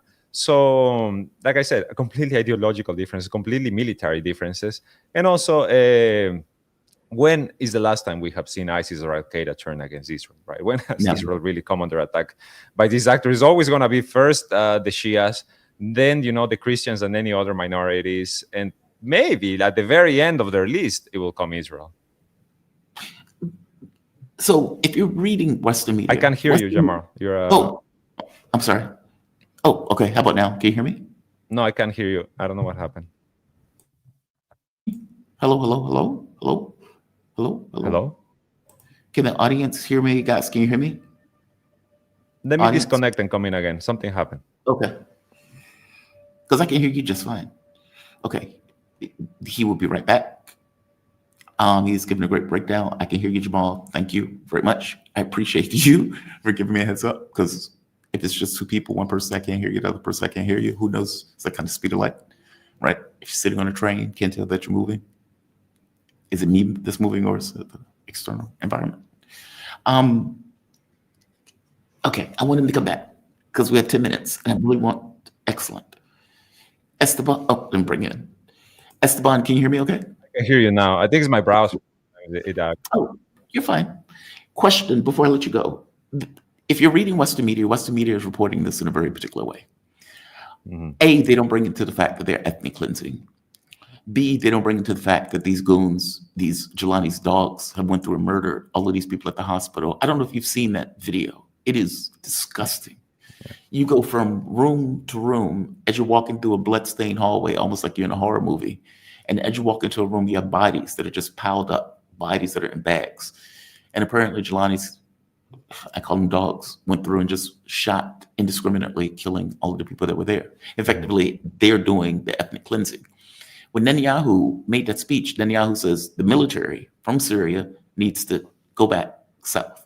Go back north, in which case they went back north. But then you have other groups that are like, we're not part of the military, so we're going to continue what we've been doing.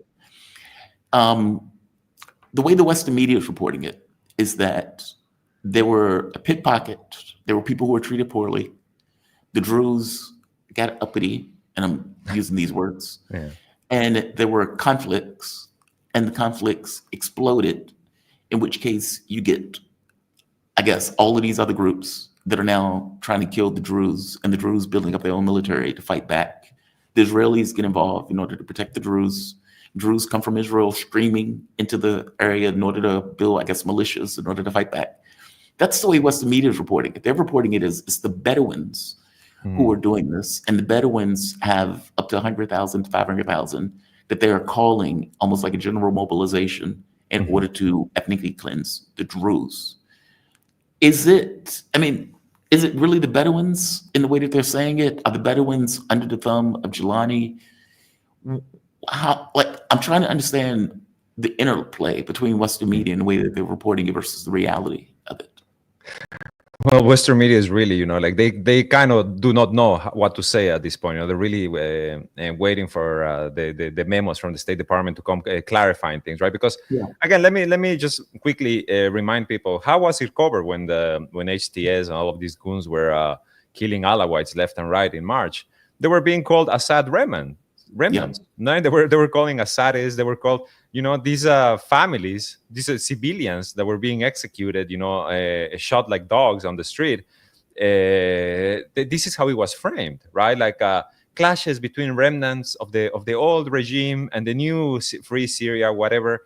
So now you kind of have a repeat of this in that, yes, it was actually, this whole thing, it started with the Bedouins who are aligned with HTS and Julani and all of them, that, as you said, they are not officially part of this government, but at the same time, I wonder, how official can anyone be part of this government, right? Because it's a self-proclaimed government. It's, an Al-Qaeda administration that dissolved the constitution, dissolved everything a few months ago. And yes, Shara has, in one way or another, kind of been, first of all, offering the heaven and earth to Israel, but also kind of trying to get everyone on board with him, without really controlling his dogs, right? So not really offering a lot of confidence or guarantees. But so the Bedouins start this, and of course the Druze, right? Like, well, they defend their land and they're doing what they're doing. They have announced, I think, 2 or 3 ceasefires this week already, and all of them have been broken. Even today, there's still clashes. The UN, Volker Turk, one of a UN official, he came out and said, we have actual, credible reports of executions, of summary executions, of mass killings. You were talking about 600 people killed in between, civilians and fighters so far in these clashes. So the real question here internally in Syria is, how much control does Shara have of anything in Syria? right? Because even last night, there were reports that there was an attempted assassination. I mean, it's like all over the place what is happening. And it's exactly what we expected, right? Back in December, when him and his band of thugs march on Damascus and take control. And the entirety of Western media, the Western media apparatus, hails this moment, the victory of the Arab Spring and a free Syria and the moderate rebels and the, jihadis who love diversity and all of these absurd statements that they make. Now it's kind of all of these lies are being smashed against reality. And the West and the Western media are having real trouble, merging the two, merging their past lies with whatever's going to be their new lies. Because at the same time, you have Israel coming in. And Israel really, honestly, one of a handful of nations in the world that comes out and says, this is an Al-Qaeda government. We're going to defeat, Iranian, etc. And you're like, okay, you're weaponizing the truth for your own purposes. But it's kind of hilarious that you have, the perpetrator of the modern day Holocaust come in and all of a sudden start saying the truth. And then Western media kind of trying to catch up and being like, you can tell that their brain cells are kind of going against each other. Because all of a sudden, how do you justify all of this? How do you even begin to explain it? Because from the beginning, Syria has been a very complicated conflict and intervention, dirty war, to really outline and explain to people who don't pay attention to this very closely. And that now is just becoming even more so, right? So to the point that even their lies start to contradict each other. Yeah. Not to mention Israel helped get this government in office. Exactly. I mean, they were helping ISIS. They were giving support. I mean, they were even doing maneuvers, working with Turkey at the time where the Syrian government fell. And of course, Erdogan was screaming, "Oh my God, Netanyahu's Hitler," while working with a Hitler in order to take down the Syrian government. Exactly. Where do you think this goes? I mean, if you are, for one, this seems to be a dismemberment of Syria, like in real terms. I mean, how can the government go and murder a bunch of basically ethnically cleansed group, and that group still believe that it's part of that government? Same thing with the Alawites. Is there really an Alawite that thinks it's part of Syria at the point where the Syrian government was effectively legitimizing the murder of those Alawites? And at the point where Israel is effectively told the military, you can't go to the south. Okay, that's pretty outrageous. A military is the beating heart of a nation. If the military can't go in a particular part of the nation, then it's not really part of that nation anymore. Exactly. Like, how do you view this? I mean, is this a dismemberment? And one last question to piggyback on that. Do the Druze have enough force to push back, to protect themselves against what seems to be some kind of general mobilization of Bedouins? Well, let me answer the second question first. Today, Israel announced that they have given permission to the Syrian army to enter Suwaida for 48 hours. A foreign government gives the national army of another country permission. And then, Shara and his gang of maniacs, they reply saying, okay, thank you, Israel. We will leave before 48 hours. Don't worry about it. Please don't bomb us in the meantime. So kind of, the shape of things to come right there. What power do the Druze have to defend themselves? Well, as long as Israel wants to use them as a smokescreen to, pretend to be the defenders of humanity and human rights, they're going to have protection until that ends, and until the news cycle moves to something else. Then the Druze are going to be on their own, and I'm sure that they're armed, etc. Because they started themselves the clashes against the Bedouin tribes. But it's not going to be if Israel abandons them, I don't think they're going to be able to mount as much of a defense. What was your first question, Jamal? I'm sorry. So the first question was effectively, is this the dismemberment of Syria? This Yes, will be the last question. Are we going to look at a Druze area, a Kurdish area? They get their Kurdistan for all intents and purposes. Israel takes over parts of the south. Al-Shara continues to maintain, I guess, Damascus and maybe a small rump state. Meaning, is that what we're looking at going to this with Syria? I think this is inevitable, really, because, despite the attempts, the Gulf and Turkish and US-backed attempts to have everyone kind of rally behind Shara, this was what Thomas Barak was doing. This is what the Gulf has been doing, by paying Syria's arrears to the World Bank and etc. Obviously not because they want development of Syria, mostly because all of a sudden you have an actor in control of this giant country. Syria is a massive country. that can incur as much debt as it wants with the IMF, with the World Bank, and like they did in Idlib, all of this money is certainly not going to reach the population of Syria. And so the Gulf and everyone else, all of their backers were kind of chomping at the bit of this, but they need to put a bit of like a veneer of stability, right, on the country. Israel, of course, doesn't want that. They want Syria to become the next Libya, essentially, and it's kind of where it's going, right? As you were saying, is this going to be balkanized, fragmented? Yes, I think so. And I think, the Syrian war is far, far from over. Sadly, at this point, when we talk about Syria, we're not really talking about a nation anymore.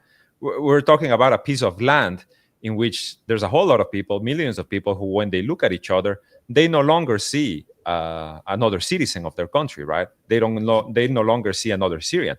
They see an Alawite, they see a Sunni, they see a Kurd, they see a Druze, they see a Shia, they see a Christian. It's become this, right? It's becoming essentially, like you said, a fragmented state in which nobody has any ties to anyone else, right? And if anything, and then at the control of the entire government, you have these maniacs who believe deep in their heart that it is their right and their purpose and their role in this earth to go and kill everyone else who doesn't think like them, who doesn't pray like them, right? So this is essentially what the new liberated, free and democratic Syria is a mirage hiding ethnic cleansing and hiding, the manipulation of the Western governments to essentially destabilize this country, turn it into a new Libya, and open the doors for Israel to attack Iran or Iraqi militias or Lebanon as they see fit. And get its greater Israel. Indeed. That's effectively what it is, right? They're trying to get their greater Israel. Indeed. Esteban, man, great breakdown. Honest to God, great breakdown. Esteban Carrillo, he is a Beirut-based Ecuadorian journalist currently writing for The Cradle, previously with Sir English. You be safe. Have a fantastic evening, man. Thank you for this. Bye-bye, Jamal. Thank you. Bye. All right. Yeah, great breakdown by Esteban. I want to bring in another great guest. We are joined with the man himself, one of my favorite people to talk to, and I mean that, Ted Rall, political cartoonist, syndicated columnist, host of TMI with the beautiful, the one and only. She walks on water. She smells like butterscotch. Manila Chan. How you doing? How you doing, Ted? You doing okay? I'm good. I don't walk on water, but maybe if I lost some weight. But yeah. Mount Manila's cool people, man. I like her. I love her to death. And she was my co-host, so I always have a soft spot for all of my co-hosts. But I'm glad that you can join me because there are a couple of big stories that are just fascinating.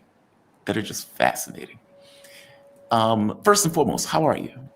Before I jump into it. I'm good. Allergies and heat are really kicking my ass. It's been relentlessly in the 90s here in New York, day after day after day. We're now going into weeks, no end in sight. Next week's going to be exactly the same. So I have asthma, so it affects me. So, but otherwise, I'm all right. They're saying your mic is a bit low. Let me see if I can control it. Hold on. Let me see. They've been giving me tools. I can fix that. I don't know. Okay. I can fix that. Let me see. Okay. Okay, maybe I don't have tools for it. I thought I had tools. I don't have any. How is that, Jamal? Better. Excellent. Okay, cool. Let me make it. I can Excellent, make it excellent, better excellent. still. There we go. Let's start here. Let's start here. So I could start at Donald Trump's illness, but let's go to the candy first. Jeffrey Epstein friends sent him a Bawdy letter for his 50th birthday. One was from President Donald Trump, who act as if he has no idea who Epstein is, not sure if Epstein even exists. Like, I don't know that guy. What do you mean? What do you mean? I don't think Epstein killed himself. I don't even know if there was an Epstein. Do you think that's what Trump is now? He's not really a Christian. Otherwise, we could have the cockroach 3 times, and then he would recognize the betrayal. I don't know Jesus. I don't know Jesus at all. No one's ever compared Jesus before. Yeah. He's panicking big time. I mean, he's talking about suing the Wall Street Journal for publishing the story, and he did it anyway. And so just so the audience will know, I'm going to go through this part. It says the book was put together by a New York City bookbinder, Herbert whites. According to people who were involved in the process, whites who died in 2020 listed Epstein as a client on his website in 2003. So real book, real thing. This is not something that is made up. Donald Trump apparently drew a woman with breasts, and inside of drawing the woman with breasts, it said voiceover. There must be more to life than having everything. The note began. Donald, yes, there is, but I won't tell you what it is. Jeffrey, nor will I, since I also know what it is. Donald, we have certain things in common, Jeffrey. Jeffrey, yes, we do. Come to think of it. Donald, enigmas never age. Have you noticed that? Jeffrey, as a matter of fact, it was clear to me the last time I saw you. Trump, a pal is a wonderful thing. Happy birthday. And may every day be another wonderful secret. Oh my God. The actual hell? What the actual hell? Like, is this what rich dudes do? Like, is that what they do? What a bromance. What the hell is that? Well, I mean, obviously it's what rich dudes do. They were rich dudes and they did it. So by definition, it's what rich dudes do. It's I never saw this tender philosophical side of Donald Trump. I suppose I'm glad that he has that module. But that's, I mean, look, obviously the thing about it is, That's weird, Ted. It's weird. I mean, and the thing is, what's the reason it's like, I mean, it's talk radio gold and it's Wall Street Journal gold is because you can interpret it any way you want, right? It's vague. I mean, it may not mean anything. It could also mean all sorts of gross things. It just depends on what you think. I think it means all sorts of gross things, but I mean, I don't think they're referring to, what secret do you guys have in common, Donald? I mean, do you both, do you like the same tax deductions? You have the same CPA? You both like Foucault? I don't think so. I think I know what this is about, probably. But I could be wrong. I'm not usually wrong, but I am wrong sometimes. I don't know. We'll see. It is bizarre. It's like, hey, we have a secret. I mean, and he wrote it. Donald Trump wrote that. And he wrote it because it sounds, when I first read it, I was like, okay, so they're having a conversation. It's like, well, no, Donald Trump is writing that to him in the book. So it's like it's kind of like a little cartoon, right? It's like a little cartoon sketch. Yeah. It's bizarre though.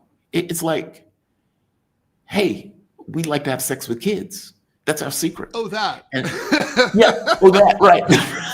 Right. It's like, okay, why are we dancing around this?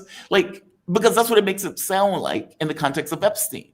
And the Wall Street Journal knew exactly what they were doing when they published that. They knew exactly what they were doing. Oh, yeah. No, I know people who work. I have friends who are editors there. They're not stupid people at all.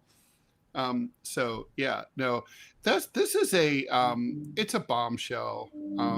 Look, the thing is, we can speculate all day about what this means, about whether Trump partook in the local delicacies at Chateau Epstein.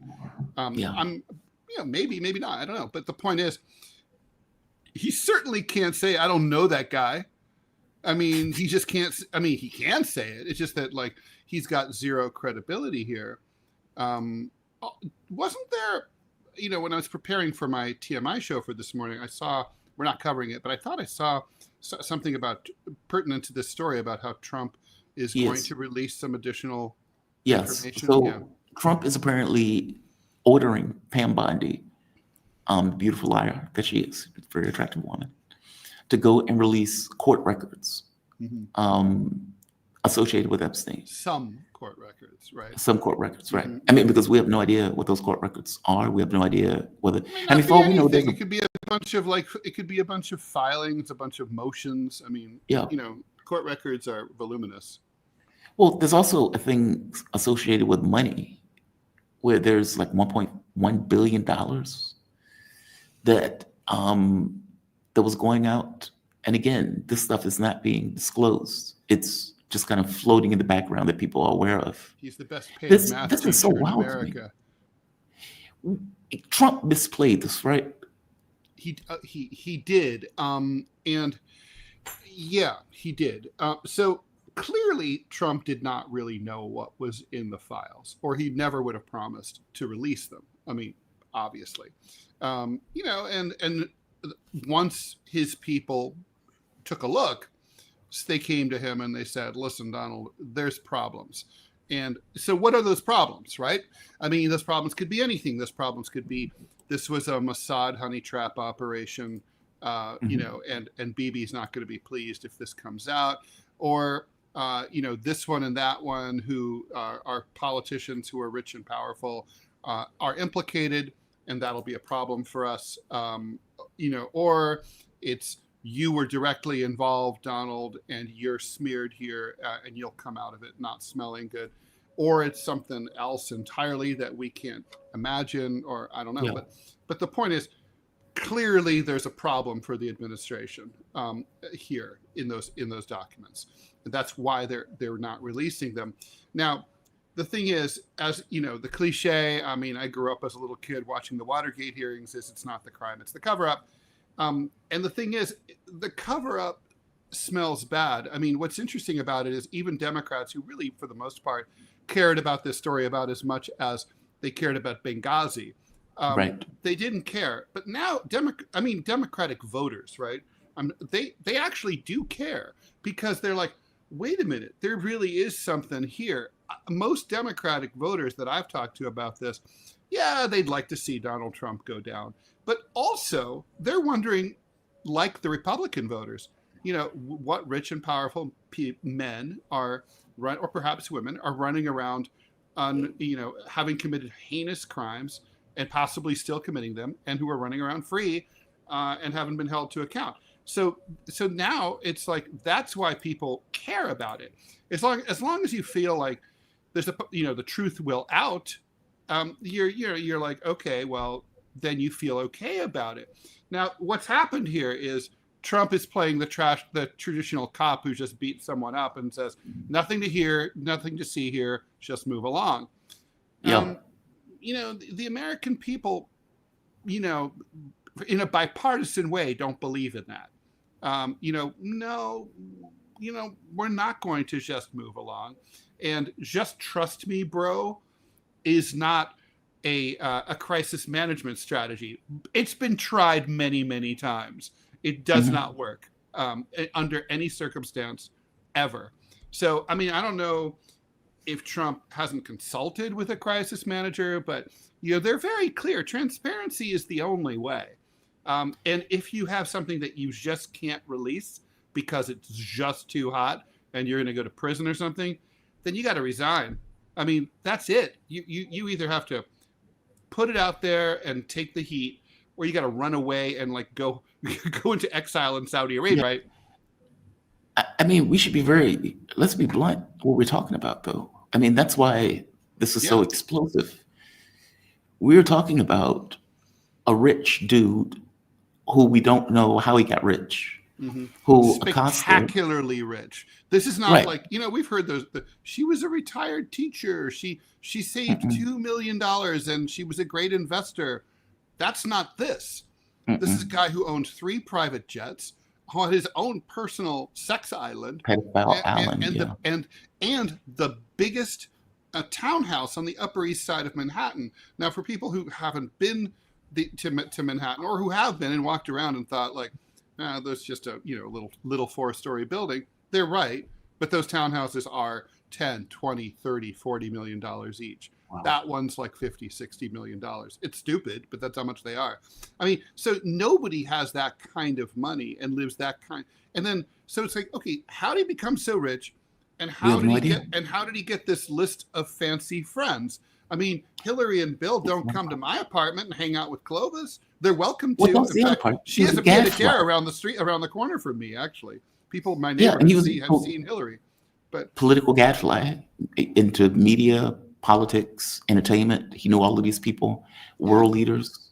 And then there's the suspicious, highly suspicious, extremely questionable circumstances surrounding his murder. I'm going to just say it. He was. I mean, most Americans agree with me. I think he was murdered. And I think it was murdered. we all agree he was probably murdered, right? Yeah. And just to be, like I said, just to be very clear. Even if he committed suicide, it was murder because he never should have been allowed to commit suicide. Acosta said that he was intelligence, he was above his pay grade, and to cut him loose, which allowed him to go for another like decade. And we're talking about a lifestyle that's supposedly based on what we understand of it and what most of Americans understand of it. He was fucking kids. And he was feeding those kids to other grown men of means who was just as rich to also fuck those kids. And to do this over a period of time to the, let's say it was tens of kids or hundreds of kids. Like, and we're talking about something that took place over the course of time.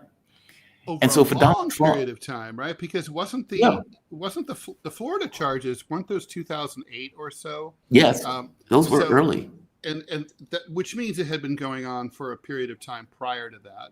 Then he got this I forget if he served or not, but got a very short slap on the wrist.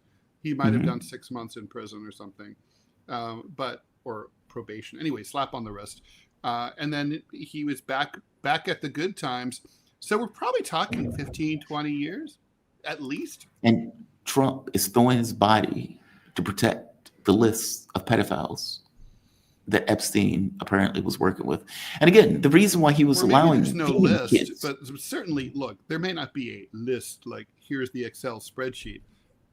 That would be kind of weird if there were such a list. But look, there's materials. There's no question there are materials. And there are allegations and evidence implicating rich and powerful men. That's what's in there. Yeah. And because the entire point was leverage. There's video. I mean, let's not forget, right? Everybody who came to those, he had sex parties, right, at his residence. Okay, so he had a camera outside, and there's security camera footage of everybody who came and went. So, and I'm sure there was a guest book because those people have guest books. So, we know who attended what and when. So if Alan Dershowitz was there one night, Bill Clinton was there another night, we know exactly. It's like the White House logs. We know. Yep. That's in there.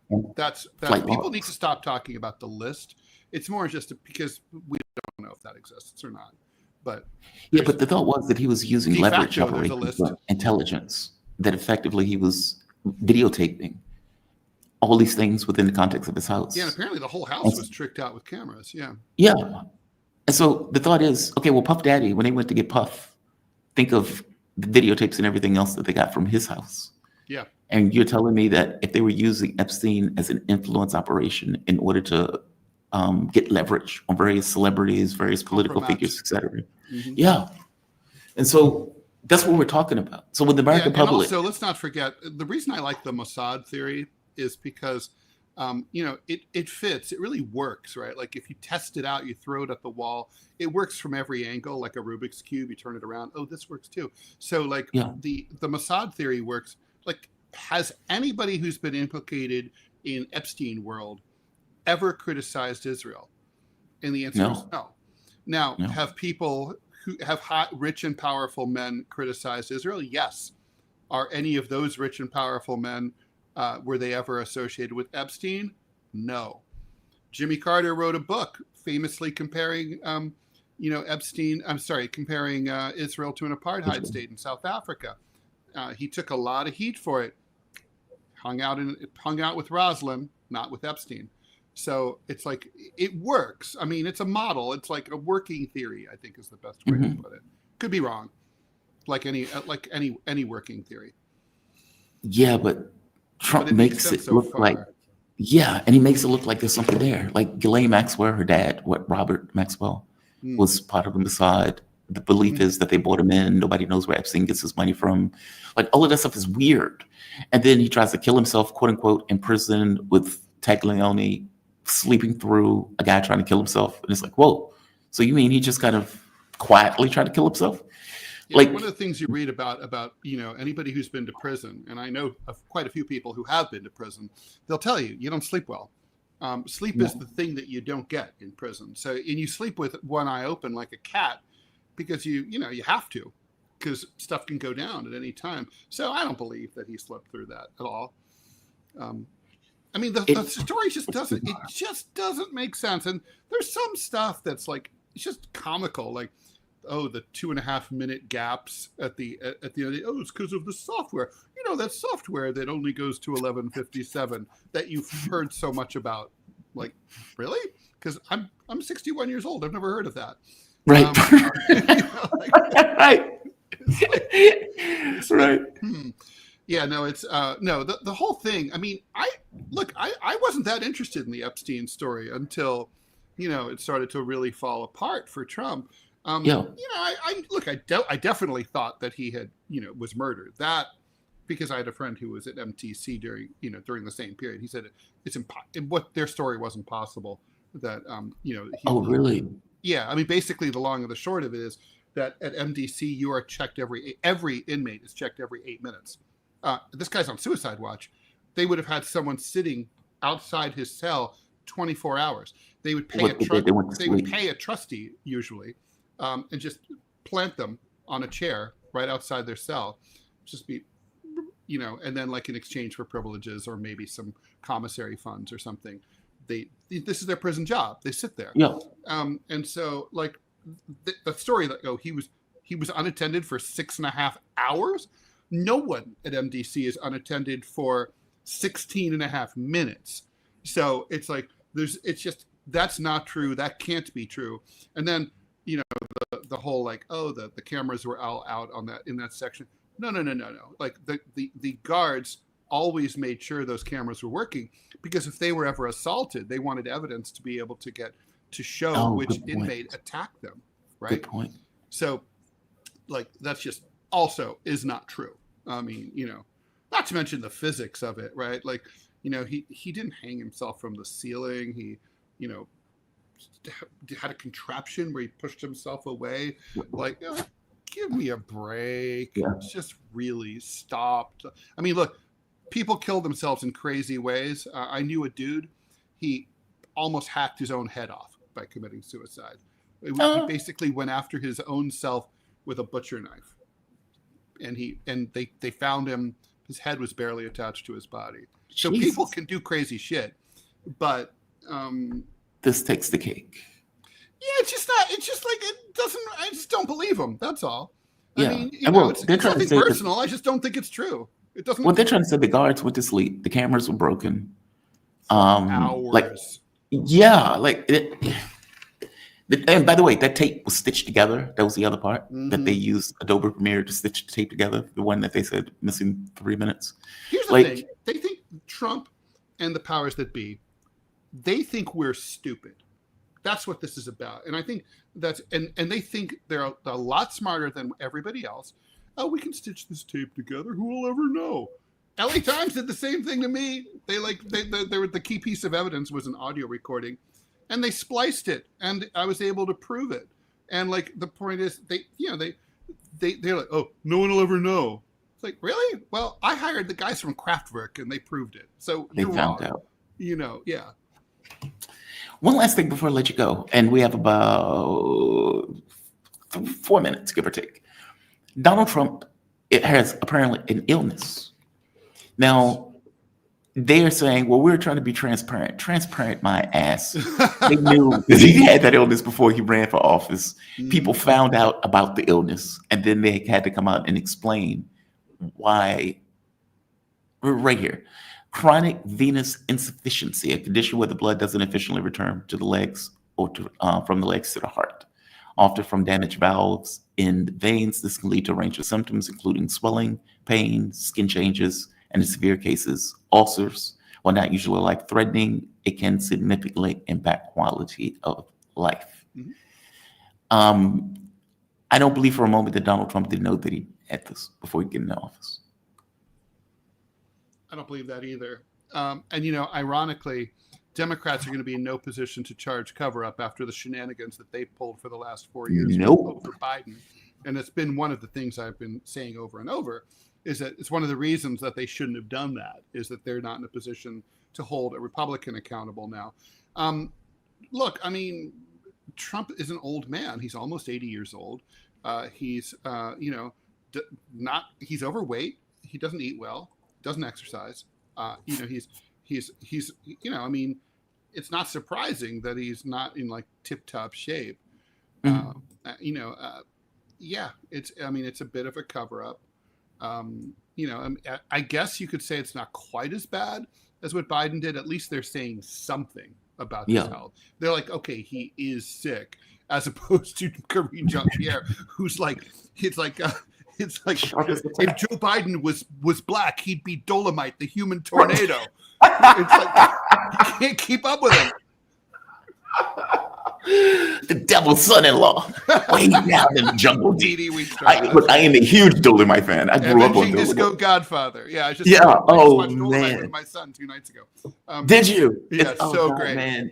It's black exploitation at its finest. It's like, where's Cavaletti had my girls? Where's Cavaletti had my girls? Oh, I love it. That shit ain't mine. Well, Dolomite, you're serving time for stolen furs. As one does. Yeah. God, man, that is the funniest shit ever. And I used to love the poetry. Oh God, I used to love that stuff. But it's like, Ted, it's like, come on, it's like they were like lying like the day is long. Yeah. Anyway, sorry. Go ahead. I know you have to go. You're perfectly fine. You're perfectly fine. That is funny to me that you're showing it to your kid. Oh, that is the funniest thing in the world. Ted Rall, political cartoonist, syndicated columnist, co-host with Manila Chan, TMI. Check him out. It comes on at 10 a.m. Basically, when this comes off, they come on.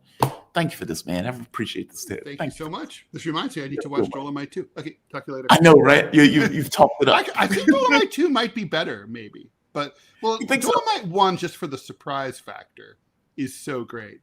Yeah, but you're really happy that when you see Dolomite 2, you're like, oh, this is so great. Plus, it has Think I Can't Jump, check out this good shit. Yeah, right. Right. And it's got the sex slide, too. Oh man, it's the funniest thing in the world. The house is shaking when he's having sex with the wife. Oh man, it's the funniest thing in the world. And he's so doughy and stoned. He's so stoned. Yeah. I mean, he's so stoned. He's like, it's black exploitation at its best. It's so great. Anyway, have a good one, my man. You be safe, okay? Right, bye. Oh man, that is fantastic. Dolomite, Dolomite, the devil's son-in-law. Let's see. All right. Let's see if my guest is here. Okay, my guest is not here yet. Professor Marandi is going to be joining me soon at 9 o'clock. What time is it? Okay, we have 3 minutes. I wanted to get there ahead of him because it takes a little bit to sometimes make that work. Look, it's Donald Trump is not being transparent. He's being transparent after he was caught. There's a difference in those things. There's a big difference in those things. So just pointing it out. I want to give a shout out to the chat while we have a little bit of time. Air Hammond, Chessie, Heretics, I think that's Chaos, Method, Alexander G, Red Axis, Rain, Hazelton, Dan Steely. I'm a fan of Steely Dan, also Dan Steely, unless you have no idea what I'm talking about, in which case we can move on. Grass, Sardushi. Some of these names I'm unfamiliar with. These must be new guys. Jinho Choi, shout out to you, Jinho Choi. Shout out to all of you. Thank you for joining me. Honestly, the channel is growing. When the channel, during wars, the channel explodes. And so at some point, there's going to be a contraction. The contraction is more than what it started off as. And so I do appreciate all of you being here with me. Professor will be here shortly. There was another story that I wanted to hit while I'm waiting on the professor. Where is it? Right here.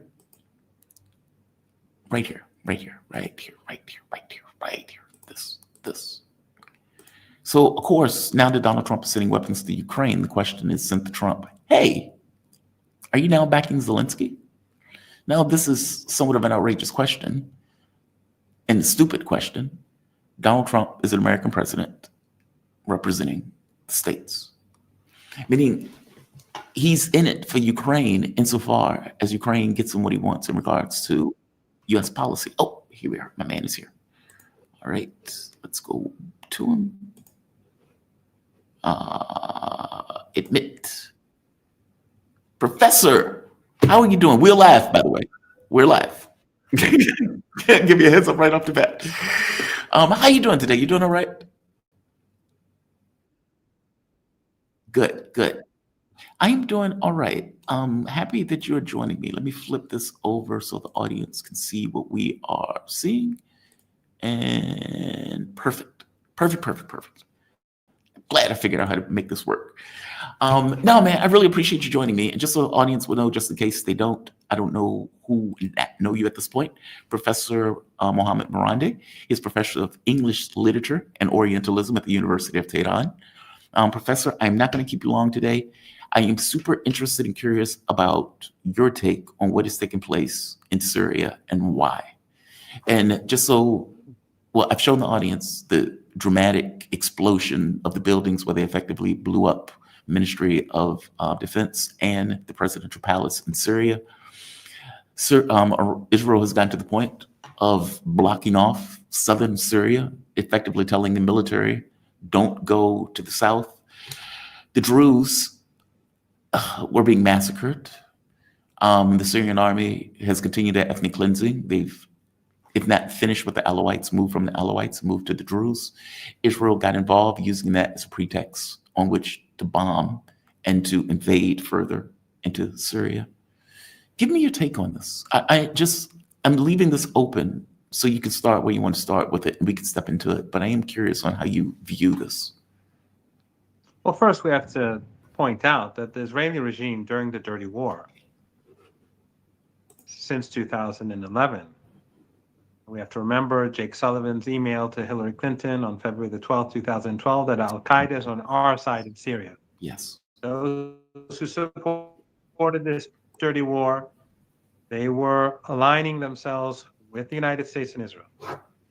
They have to open up their eyes to reality. And the destruction of Syria was helped the Israeli regime in its conflicts across the region. But just like Erdogan and Qatar and others in the region and NATO, Israel was also supporting ISIS and Al-Qaeda in Syria. Yes. Alongside the occupied Golan, the Syrian Golan. So they don't care about the Druze. If they did, they wouldn't have been supporting ISIS and Al-Qaeda. Right. So that's just nonsense. What Al-Qaeda and ISIS have done is that they've pushed the minorities in a corner, and Sunnis. I mean, in Syria and Iraq, Al-Qaeda and ISIS killed more Sunnis than anyone else during the years in which they destroyed so much of these countries. But what Jolani has done is he's pushed the minorities in a direction where some of them foolishly, in the case of in the Druze community, that some of them have tilted, or out of desperation or betrayal, have turned to the Israeli regime. Why? Because they're takfiri. They're supporters in the United States who supported the sanctions on their own people and on those who are Syrian. And those others who supported the sanctions and supported the dirty war and supported NATO and supported this 13 years of Israeli neocon Zionist NATO conspiracy. Those who supported this, they helped create this situation. Yeah. It offends them when I say this, but it's a fact. There's no hiding it. They promoted sectarianism and a takfiri group of people that go after, and you're right, they did massacre many Druze. But by the way, there have been massacres against the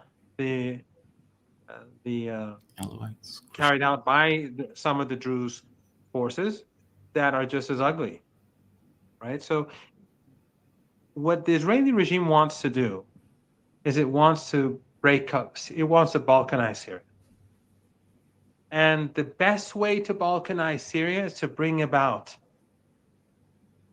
a leadership that hates everyone who's not like them. Yeah. The most intolerant. In fact, Takfiris are like Zionists. They're just like Zionists. Zionists kill with impunity. They have no respect for other people. They'll murder them. They'll assault them. They'll steal from them. They consider them as subhuman. Takfiris treat people who don't think like they do in a very similar way, almost exactly identical to them. Mhm. So you bring in someone to power that will alienate others. That is the best way to balkanize a country. Now, the problem is that, I mean, what the Americans did in this dirty war, and the dirty war was planned before 2011. They've been thinking about this for years. There's evidence of that, and your viewers can go and look this up. Go And back. there's some people who've done some really good work on this, well, Max Blumenthal did a book. Actually, Max Blumenthal, Aaron Matane, they are friends at the Grain Zone. Their views were different from mine at the beginning.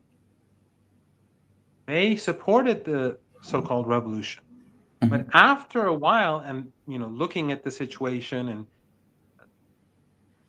doing their research, they came to the conclusion that no, this is not a revolution. This is a dirty war. And their position evolved. And that shows enormous courage, right? Because a lot of people are not going to, you and I both know, a lot of people, once they take a stance, it's very difficult to convince them that they're wrong. Right. So Max has a good book. I think it's The Management of Savagery. Savagery. That's it. Also, Alistair Crook did a couple of very good articles, but they sort of disappeared from the internet. I was actually looking one of them up a while back, and I couldn't find it. And it was like it was a big hit at the time when it was published. But anyway, so the best people who can bring about destruction for Syria are the most intolerant people. And that's basically what's going on. Now, others had their own agendas, like Qatar and Turkey and other countries in the Persian Gulf. Back then, Saudi Arabia became a part of this too. Later on, Mohammed bin Salman, when he became he began to run the country, his position changed. He took a different course, and he sort of distanced himself from these Takfiri, Wahhabi, Salafi groups for his own reasons. Yeah. But because this really began with Saudi Arabia, and I think to a lesser extent the Emirates, in Afghanistan in the late 1970s, when the Americans wanted to use Afghanistan to create a Vietnam for the Soviet Union. Right. And so they began to fund Takfiris. But also the Saudis were doing it to protect themselves against the revolution in Iran, because the revolution in Iran was anti-imperialist, anti-colonialist. It was saying that the Americans should mind their own business. It was anti-Israeli. It was anti-apartheid South Africa. And it had an appeal. So the Saudis and their allies began to export Wahhabism to create hatred towards Shia and Iran so that they could contain this message. So it was both about the Soviet Union and it was also about Iran back then. I see.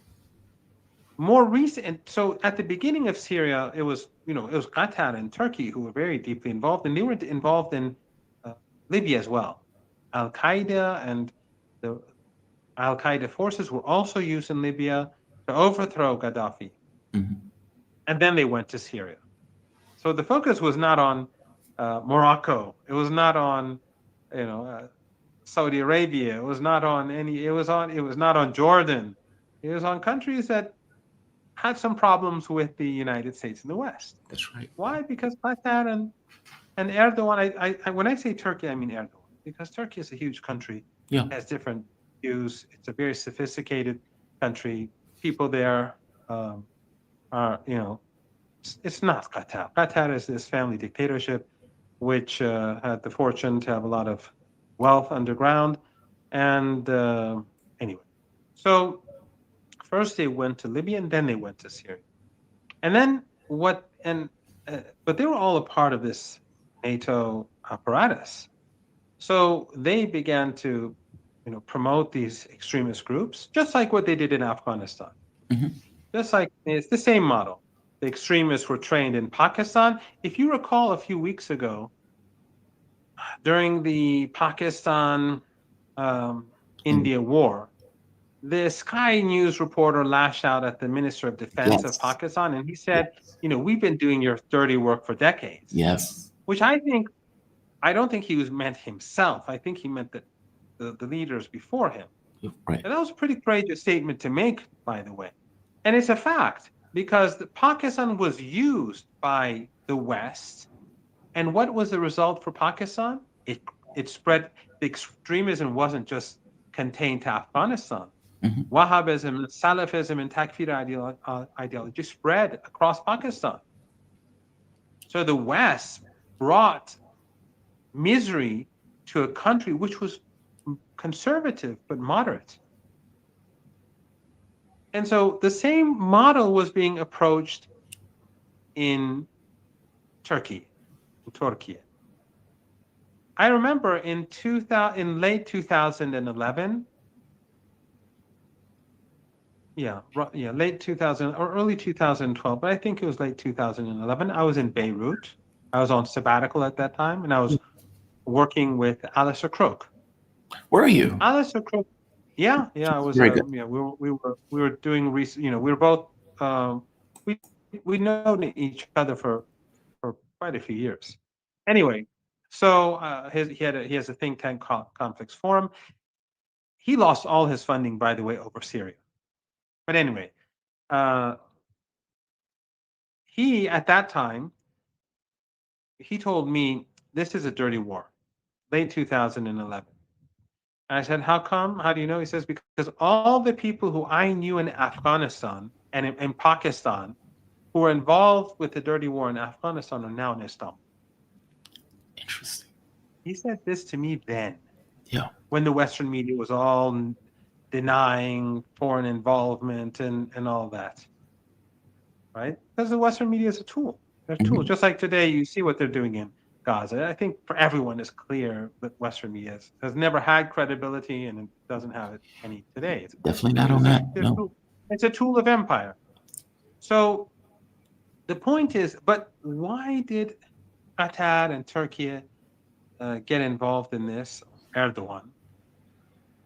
Because Erdogan had his own ambitions. And Qatar had his own, but Turkey is more important. Erdogan has his own ambitions. He wants to create his own Ottoman Empire, a mini Ottoman Empire. He wants his sphere of influence in Syria. He wants his sphere of influence in Iraq. He wants his sphere of influence in the Caucasus. And for him, Syria is an opportunity. And this is something that your younger viewers don't know, maybe some of your older viewers don't know. Iran didn't have a very close relationship with Syria in 2012. Our cooperation was basically, it was a friendly country, and Syria helped us, we'd help Syria. Yeah.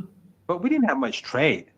Syria is mostly first of all, it was a place for tourism, but mostly it was for supporting, it gave the opportunity for Iran to support Palestinian groups and the resistance in Lebanon. Turkey under Erdogan was very close to Assad. Erdogan and Assad and their wives would go on vacation together. Really? Yes. They'd go on family vacations together. They were that close. And then as soon as Operation Timber Sycamore and all that began, he stabbed him in the back. And so, and if we've seen that during ever since October the 7th, Erdogan has never stopped sending oil to Netanyahu. Yes, he's a snake. He In has fact, not stopped trade. He didn't stop direct flights. He's never shut down political relations. no, He's never shut down embassies. he just complained.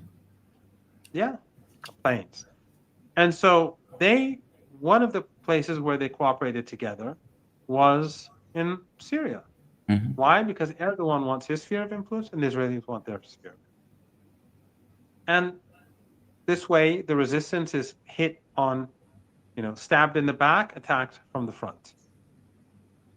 And this has been going on not since after the war in Lebanon. This has begun in 2011. If there was no dirty war in Syria, Jamal, do you think that the situation in the region would be what it is today? No, absolutely not. Absolutely not. Absolutely not. They weakened Syria until it emptied out. A lot of people say, well, they're still arguing why is it that Syria fell? Whatever. The situation was horrible. Yeah, Trump's You can still in blame the the Russians or you can whatever. It emptied out, right? And then Qatar was able to bribe people and all that. But the point is that if this dirty war did not happen, Israel would never have been able to score any successes. Although I believe that Israel has lost. I believe that Israel has been defeated in this war, in this 21 months. Explain I've discussed this before. Well, because, even the airstrikes on Syria are not good for Israel. Yes, they make some certain short-term gains. They're trying to divide the country. They're trying to balkanize it. They gain a bigger foothold in the south. But this is all contributing to the delegitimization of the regime across the world. People see images of suddenly this Syria, which is basically on its knees.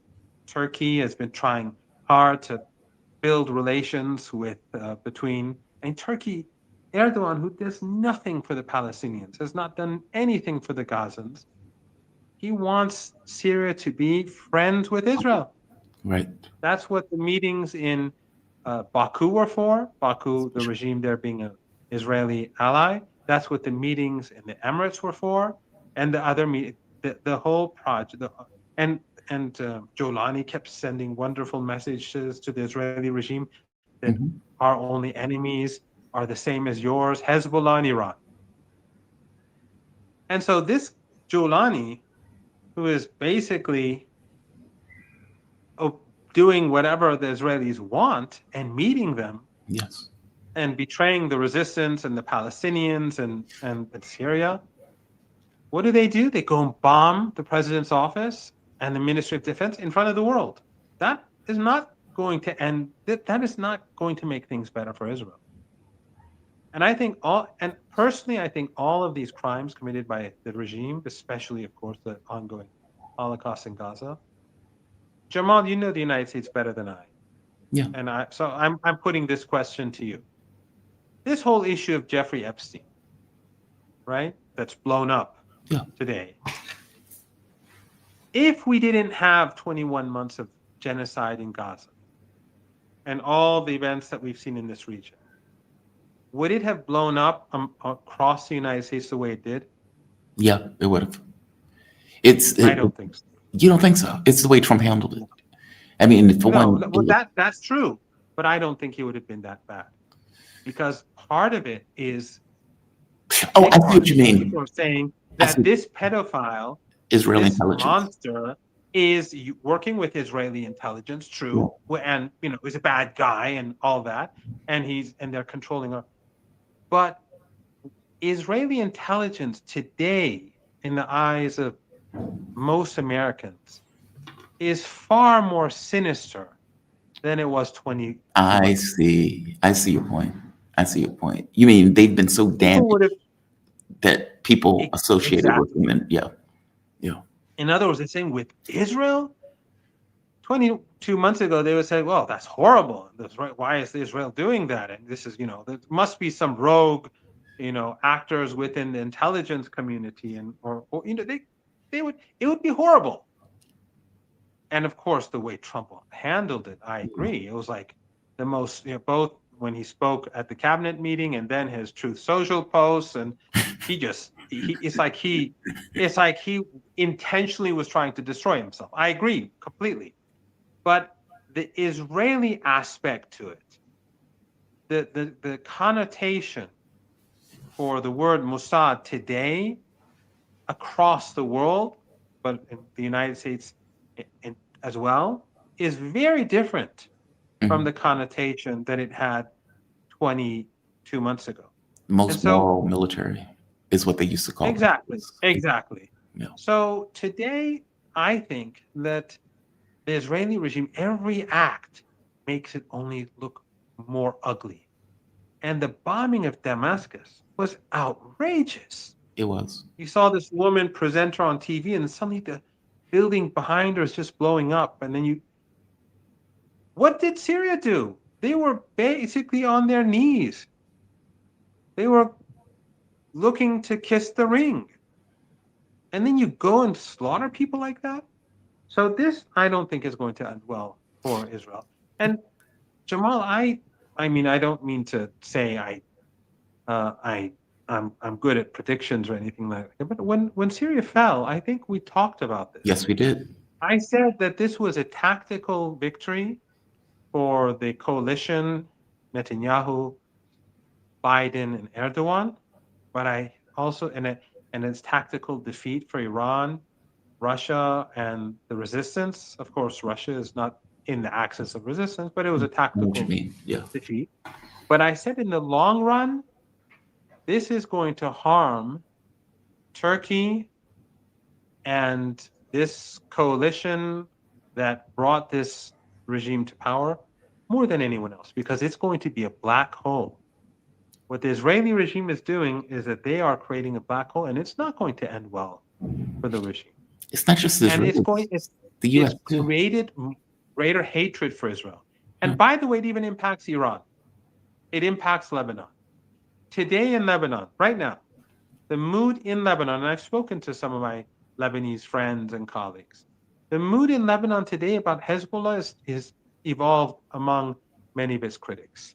The Druze critics of Hezbollah are now saying the resistance needs weapons, because they're looking at what's happening in southern Syria.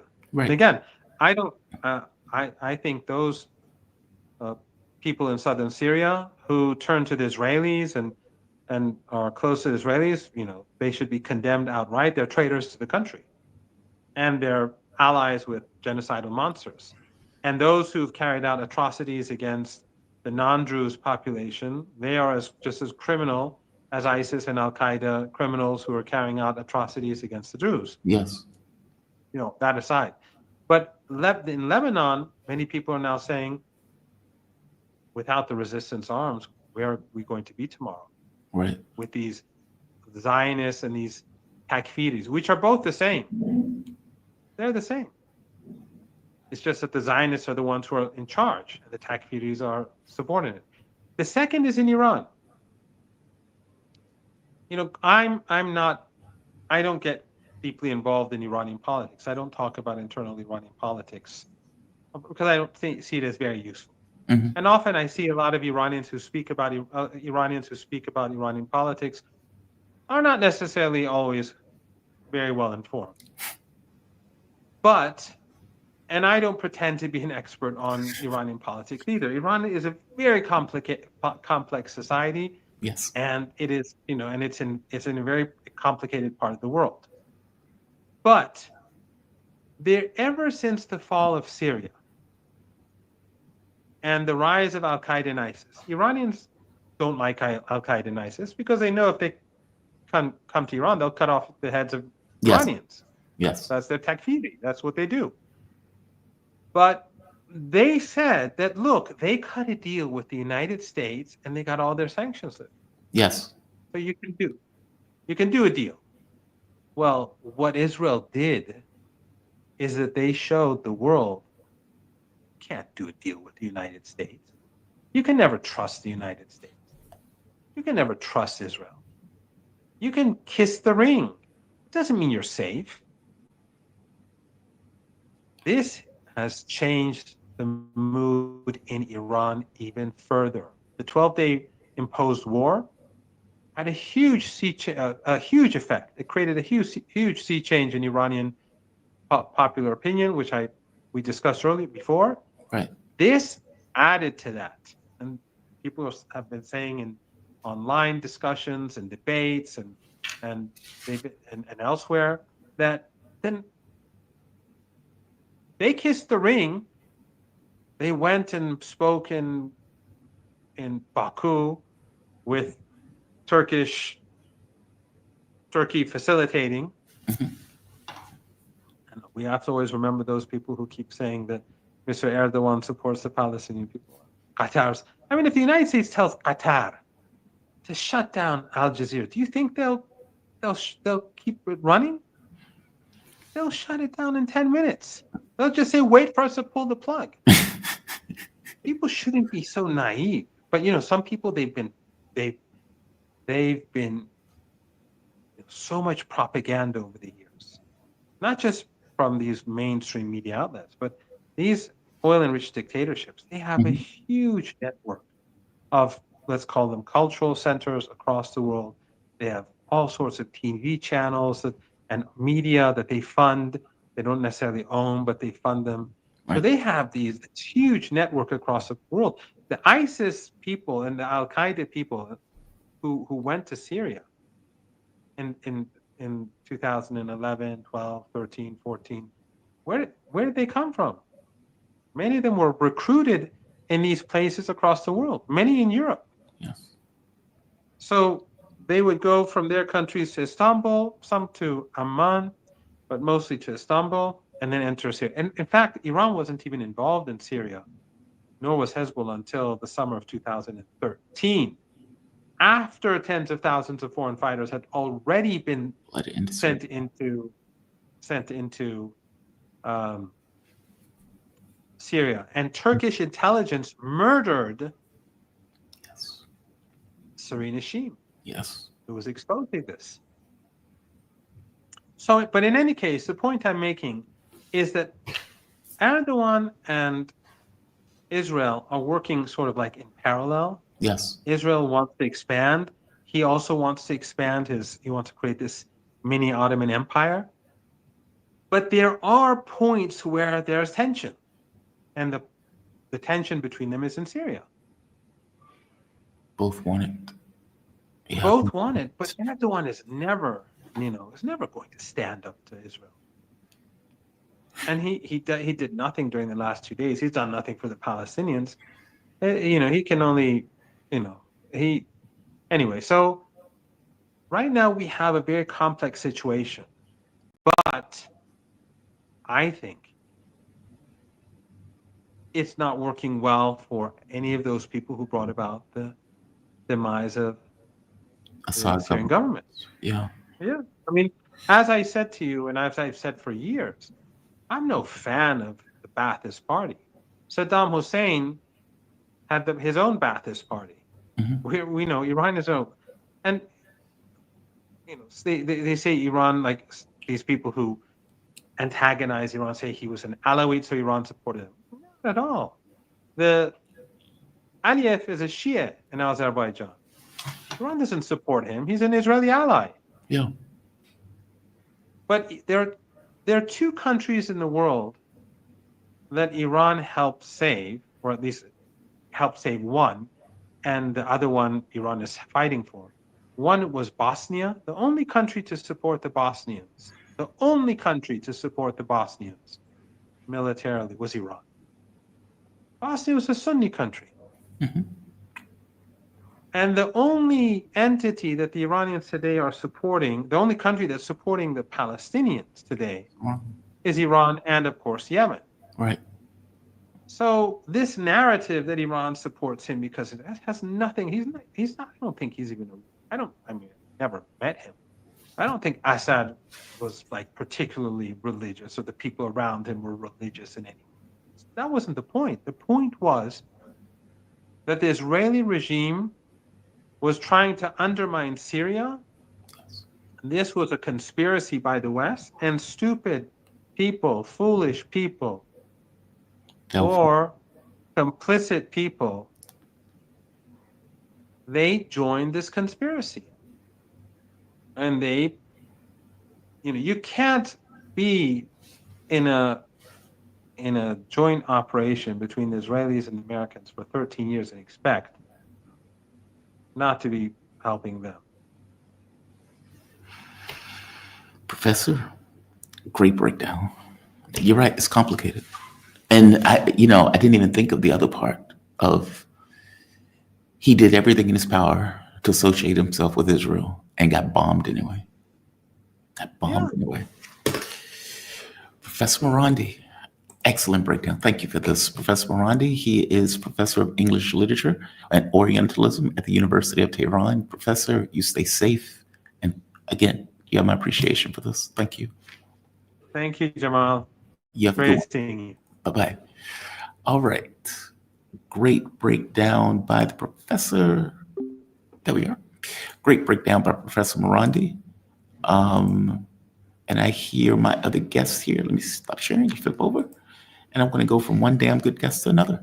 We're joined with Michael Maloof, one of my favorite people to talk to. How you doing, my man? You doing okay today? You doing all right? I'm good. I'm good. I've known Marandi for years. He's a good guy. He is, and he knows his stuff. I mean, only thing I can do is sit there and listen to him. I mean, he was giving a great rundown, like historical context of this is how we got here. And that's important. Most people don't know. It is. it. No, it really is. Because he is right. That there were a lot of people who were out there acting as if these are gay-friendly terrorists. Mm-hmm. And this is the new norm for Syria. This is great. This is democracy. And people like me were like, oh my God, you've just put ISIS in charge of a country. You've created a caliphate. That's what's happened. Yeah. Yeah. Well, Israel's going to suffer for it ultimately. Now, you go into that for me. Why do you? Because Israel, from its point of view, it is creating this kind of David's quarter where they are literally taking over, let's say, half or let's say a large swath of southern Syria. Yeah. They commanding the Syrian military, effectively telling the Syrian military where it can go and where it can't go, which is astonishing. And in their mind, they want to get closer to Iraq. And in their mind, this allows them to do that, effectively using the Druze as, hey, we're protecting the Druze, despite the fact that we're committing a genocide in Gaza. Why do you think this is going to ultimately hurt them? Go into that for me. Well, there's so many aspects to this. First of all, the Israelis for years have backed the Druze, and the Druze have been supportive of the Israelis. It's historical. In fact, a lot of the IDF troops are Druze, and, right? And they're sort of a Shia offshoot, and they'll even have. They also have within Lebanon, especially, they'll have major conflicts with Christians and to a lesser degree with Sunnis, other Sunnis. But Hezbollah almost took out the Druze leader a number of years ago, and basically surrounded his home. And Jumblat is his name. He's still alive. I don't know why he hasn't. I mean, these guys live forever. These tyrants just live forever. Jesus. And at any rate, the reason I say that is that Jalani, the current president of Syria, is really not in full control of the other minorities and militias within Syria.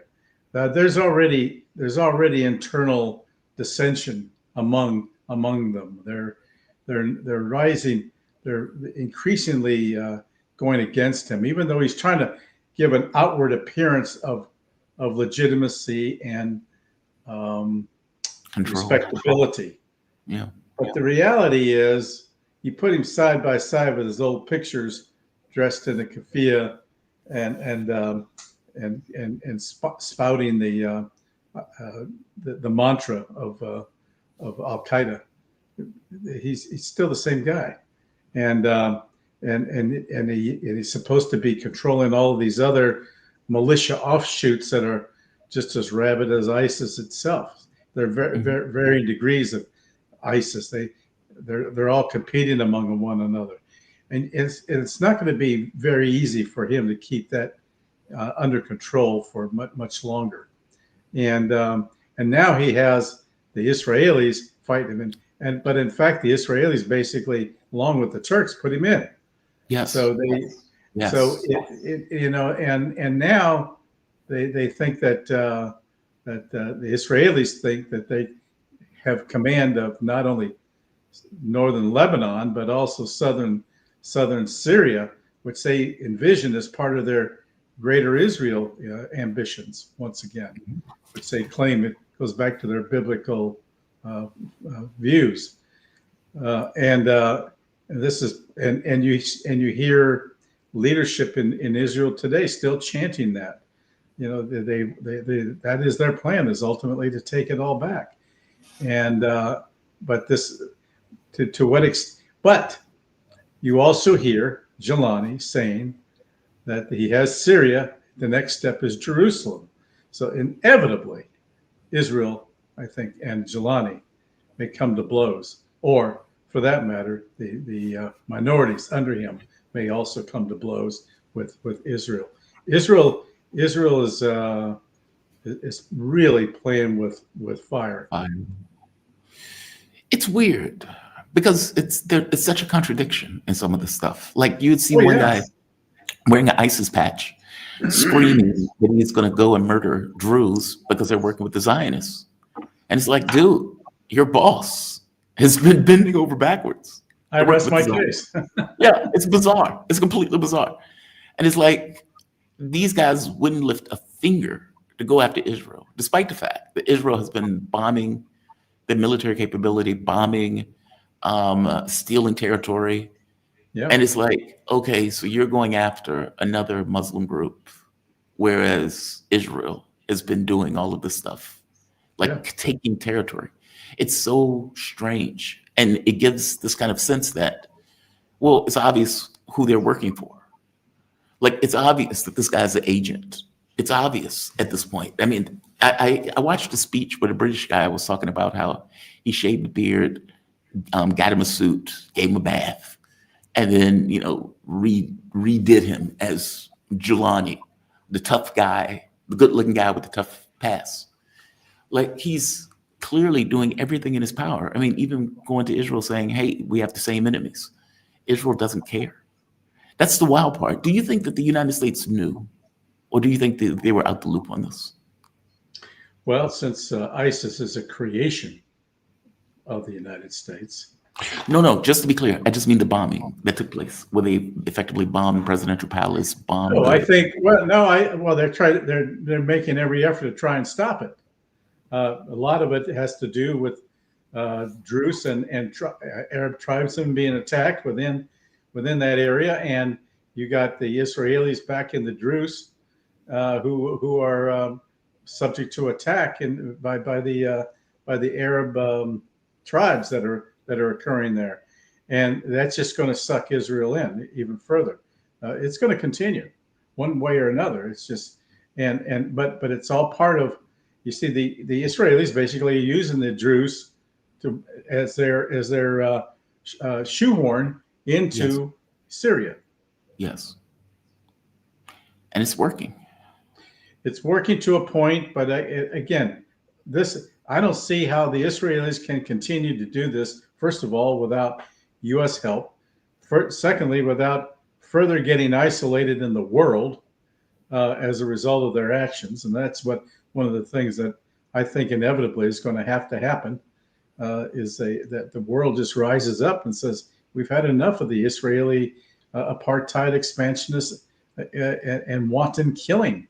They basically, because the West is not objecting to it, they feel that it's legal, that they're entitled to do that, and nobody is stopping them. The other element to that is very similar to what the Israelis are doing is the Jelani government. I mean, they effectively have all of these groups who've been going through murdering ethnic minorities, whether it was the Alawites, Yeah. Christians, the Well, Shias. the Alawites really. I mean, they were killing people on the streets. Yeah. And you know, this is barbaric. We're in the 21st century. This shouldn't be happening. We developed all these institutions, international institutions to prevent this. They're not working. We're in a new state of barbarism today. Even though the figment of an international institution exists, it's powerless. It is useless. An argument can be made that he was put there for that specific purpose.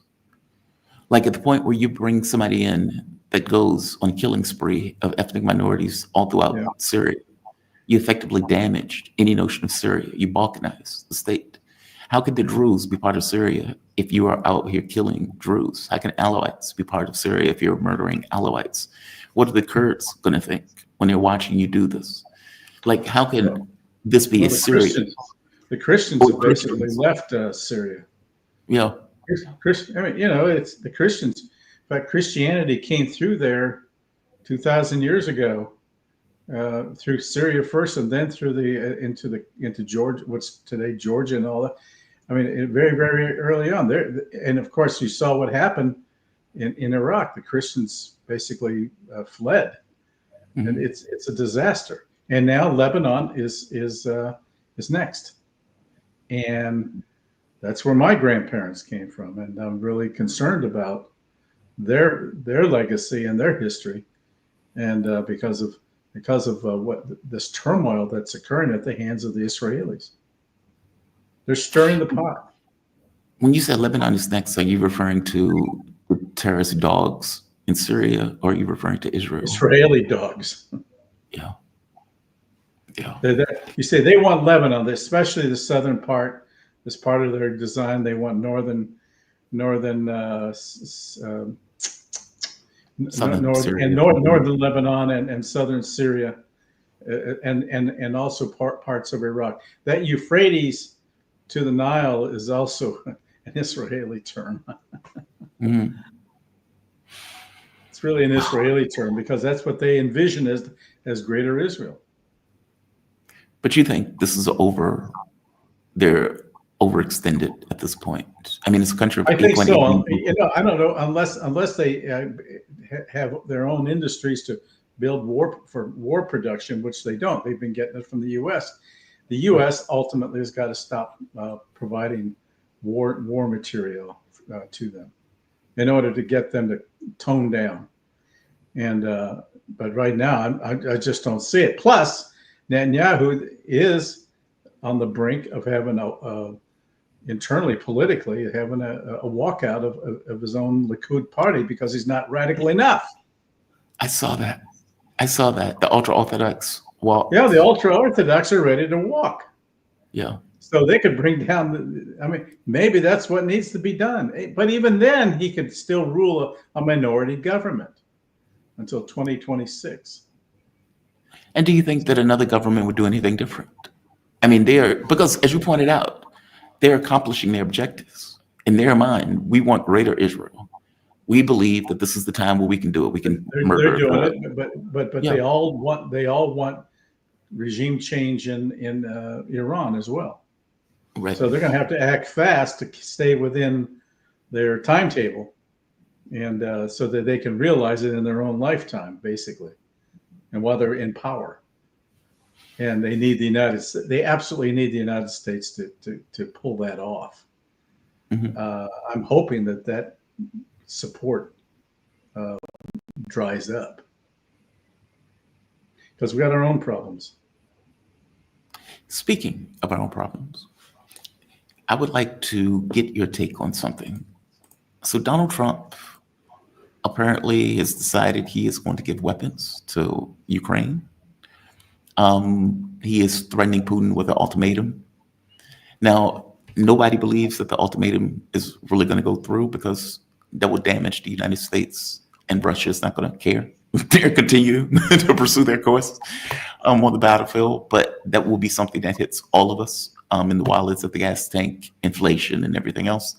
So it's kind of a weird thing to do. It's kind of like Europe, what Europe did, where Europe damaged itself in process of trying to go after the Russians, and the Russians still were making more money on behalf of it just because of the cost of gas going up. But the other part of that, though, is the weapons that are being sent. Now, this is a bit theater in some part because it is unclear where the weapons are even coming from at this point, where the Patriot batteries are coming from. Donald Trump is saying that he is going to get the Europeans to pay for it. Okay, well, many of the European states, Czech Republic, France, there was another one, Hungary, there was one more. It's like, we're not doing that. Italy, we're not doing that. We're not going to buy your weapons. This is a scam. We're not going to participate in that scam. We would prefer to do our own weapons industry. But nevertheless, they're still pursuing this. Germany is stupid enough to do it. The UK is stupid enough to do it. And so they're going to buy weapons from the US in order to give to Ukraine. Now, the catch becomes, what type of weapons are they going to give? Now, Financial Times came out with an article, came out with this. Now, I've had debates with people on this, where people said they think Financial Times is getting this wrong. But Financial Times said Donald Trump asked Zelensky if Ukraine could hit Moscow, say people who were briefed on the call. And Trump retorted. Also, Zelensky effectively said, look, if you give me the weapons, I could. And Trump said, hit St. Petersburg also. Now, when Trump was asked about this, Trump said, no, I don't want him to hit Moscow. But that could just be what his mouth says. That may not necessarily be what he told Zelensky in private. The first question is, do you think he actually told Zelensky that in private? I tend to doubt it because he'd have to give him the. First of all, Zelensky does have a capability now to hit Moscow with drones, other than and not because he doesn't, even though he doesn't have the right type of ballistic missile. Right. So he technically has that capability. In fact, drones that have been, I mean, they're shooting drones over Moscow all the time. They're getting shot down. And you'll recall that one or two hit the Kremlin itself last year, I believe. And so they have the capability, but not with ballistic missiles. Trump was clear publicly in saying that he wanted them to have defensive weapons, Patriot, not offensive. So, but again, the question is, where do these things come from? Now, this may be Trump being bombastic, talking about the deal. He's always got to have a deal attached to everything, and agree that the Europeans have signed off so that he can show some image of leadership in the NATO structure.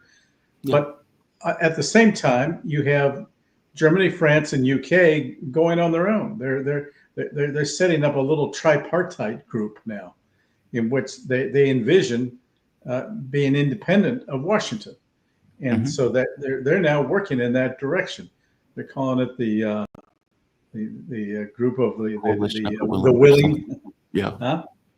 So yeah, so they're acting as they're approaching this now as though the U.S. begins to fade out, and they're on their own. So it's going to be something that may emerge, but I don't know how they can afford to do that.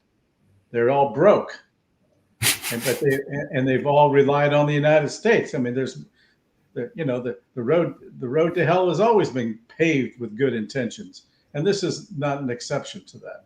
So I unless they somehow can come up with money, and they're having to divert funds out of pensions and what have you, and the people themselves are recoiling from any further assistance. It's the elites, these three that, they think they're really hot stuff, and so they hobnob around, but not realizing that their constituents don't want it. So it's going to be an interesting 5 years to come, and that's why Zelensky basically hasn't sat down and agreed to a third round of negotiation, because he's getting these assurances from the Europeans to continue fighting. But yet Trump continues to blame Putin for not coming to the negotiating table. And I think that's due to the fact that Trump, he only takes what people tell him, and he's not being told that this is what's occurring. But Politico reported that Donald Trump knows that Russia is going to win this, or for the most part, have won this. Well, it's just by sheer strength. Yeah. Right. And yet, here we are. I mean, Donald Trump could walk. He could have always just walked. Even now, he could walk. Well, I don't know if he could walk now because at this point, this is his war. But that's his Trump, war. For the first 3 months, could have credibly walked and say, this is Joe Biden's war. I'm out. Well, I'm hoping he does, in fact, wind things down. That's why he sort of said, well, it's going to be up to NATO to do it. Well, you're part of NATO, sweetheart. And you're supplying the weapons. You're involved. You're aiding and abetting. You're directly engaged. You're part of NATO, sweetheart. Yeah. I mean, he's being too cute by half, is the way Malik used to say. Totally. Because he's trying to act as if his pitch of "I'm going to end the war" was really, "I'm just going to get somebody else to pay for the war." And it's like, dude, that's not what it was. It's nonsense. I mean, he's doing what the Democrats used to do to us. Don't believe your lying eyes when you see the guy stumbling around and acting half stupid when you know that he's got a real mental issue. But it's amazing that they just think we're fundamentally stupid, and we're not. We're educated people, and we get other sources of information, and we see it for ourselves. That's right. Do you really think that I don't believe for a moment that Europe is going to put troops in Ukraine. I don't think that's stupid. They can't afford it. Well, not just can't afford it, those people would get eaten alive. That's the other side of it. Yeah. But what are they going to defend? You got Poland, Lithuania, and Hungary. They all want to take back portions of West Ukraine. Look, it's an artificial state, pure and simple. And you don't see Russia. You don't see Putin clamoring to take over Kyiv, even though he could march to the Polish border tomorrow if he wanted to. But that's not his goal. His goal was to just, at the request of Russian-speaking people in those regions, to come to their assistance, and he did that. And the problem now he's encountering is the fact he's got to create a buffer, because if longer range missiles do come in, right, that could reach Moscow, St. Petersburg, etc., or even deeper inside of Russia, where do you draw that line? He may go to the Dnieper, he may and take Odessa, or he may even go up to Kyiv. I don't know, but it really depends upon getting Zelensky to the negotiating table, and as long as he feels that Zelensky feels he's getting encouragement from the Europeans of backing, he's not gonna sit down and talk. And that's the raw edge of it all. Why do you think Donald Trump gave 50 days? He's getting criticism for it. I mean, look, I don't. It could be a bluff. What is it, Taco Trump? Trump always chickens out. Ultimately. Well, I think he was calling. I think he's and he's not calling for sanctions just yet. So, right. He wants to work. He wants to work with Putin, but he wants Putin to negotiate, to sit down and agree to negotiate. But as I said, given this encouragement that Zelensky is getting, there's no point in Zelensky wanting to sit down and talk. That's why the Russians are saying, "Look, we've already agreed to meet in Istanbul for a third time, but you haven't given us a date, and we're ready to move and meet with you."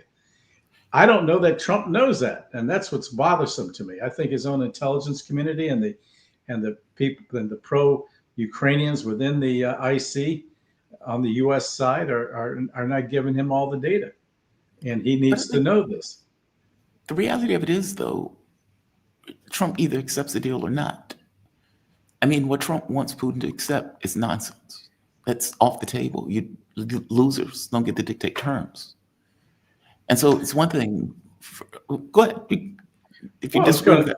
No, I don't disagree. I think that again, Zelensky doesn't have much to play with. He doesn't have much leverage.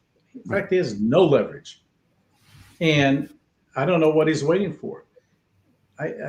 Except that he keeps getting the European encouragement, but they need to show up with stuff, and I haven't seen it. Yeah. And the only way they're going to produce anything from Europe is if the U.S. backfills them. But then Trump's requirement is that they pay for it. Yes. Which With many what? of them say, hell no. Yeah. Many of them are like, we're not doing that. Yeah, we're It's not like, they doing slick. it. Well, they slick. I mean, they all of that money is fleeing Europe and fleeing into the United States. Yeah. It's from energy. This whole thing is just a morass. And people are jockeying for position, but yet nothing happens. But here again, it's Trump has got to.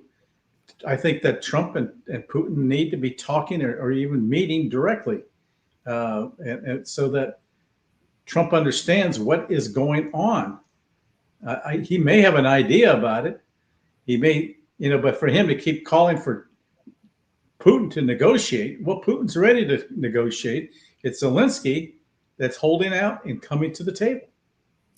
He won't give a date to meet. Period. But I see, for me, Donald Trump is the main mover and shaker on this. I think it's getting out of his control. Do you? Well, if Putin comes out because he's being slow rolled by everybody. Well, if Putin comes out and says, I am willing to freeze the conflict. However, what I need is assurances: A, no NATO expansion; B, stop filling Ukraine with weapons. He's done that. I know. That's my point. That's my point. And that is like not happening. Well, I guess that's kind of my point. When Putin said that, they told him no. Europe was like, we're not doing that. Trump is like, we're not agreeing to that. So we are where we are. What do you think this ends up, by the way? And this could be the closing question. What do you think this ends? What do you think? Because I've asked this question for 3 years. Wars are easy to start. They're hard as hell to end. And the moment that you stop, meaning the moment that Putin says, okay, we're going to stop here, whatever's left fills itself with weapons again. I think he'll go as far as he can inside of Ukraine, until which time he feels he has sufficient territory to minimize any threat, should there ever be a longer range missiles inside of what's left of Ukraine. And I don't think it'll be much. Yeah. I think he'll at least he may even go a little beyond the Dnieper River, which is the sort of the dividing point between East and West Ukraine. Yeah. But much of that area is still Russian speaking, and much of it wants protection. Mm-hmm. But I think that I think he'll stop on his own, and like he did in Georgia, like Putin did in Georgia years ago, and he still has Abkhazia, South Ossetia, and I think that you're going to see basically a frozen conflict in Ukraine as you do now in Georgia. That's ugly.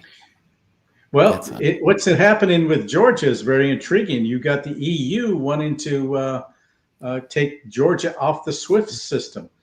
Things are changing because your EU thinks Georgia is becoming now too Russified. And it's not too Russified. They just don't want to be taken. I mean, the EU spent all of this money and treasure to try to overthrow the Georgian government, and even had a French spy working as a president going against her own government. And then they were pissed off that they couldn't do it.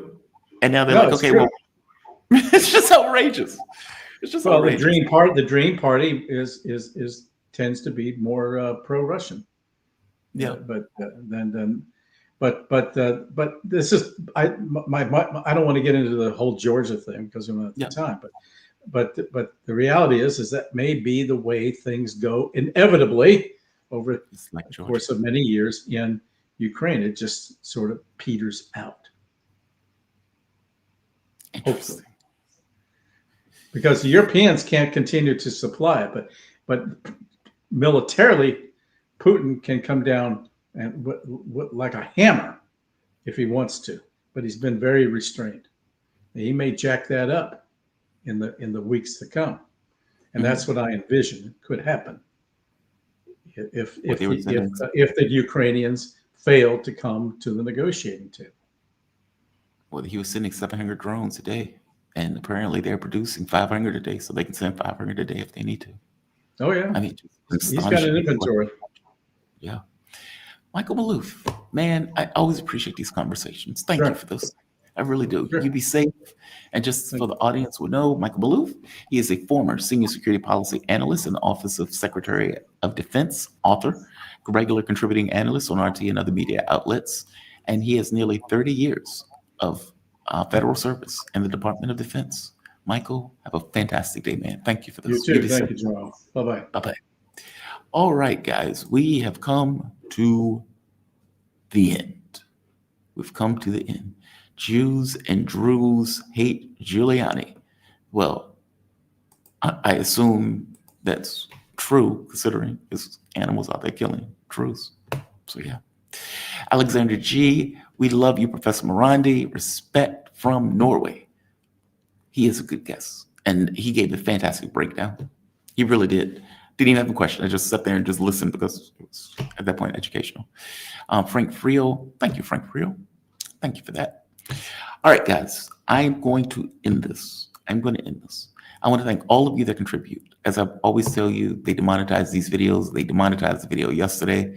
Anytime you're talking about war, they have a tendency to go after those videos, and it just so happens that is the subject matter to which we engage.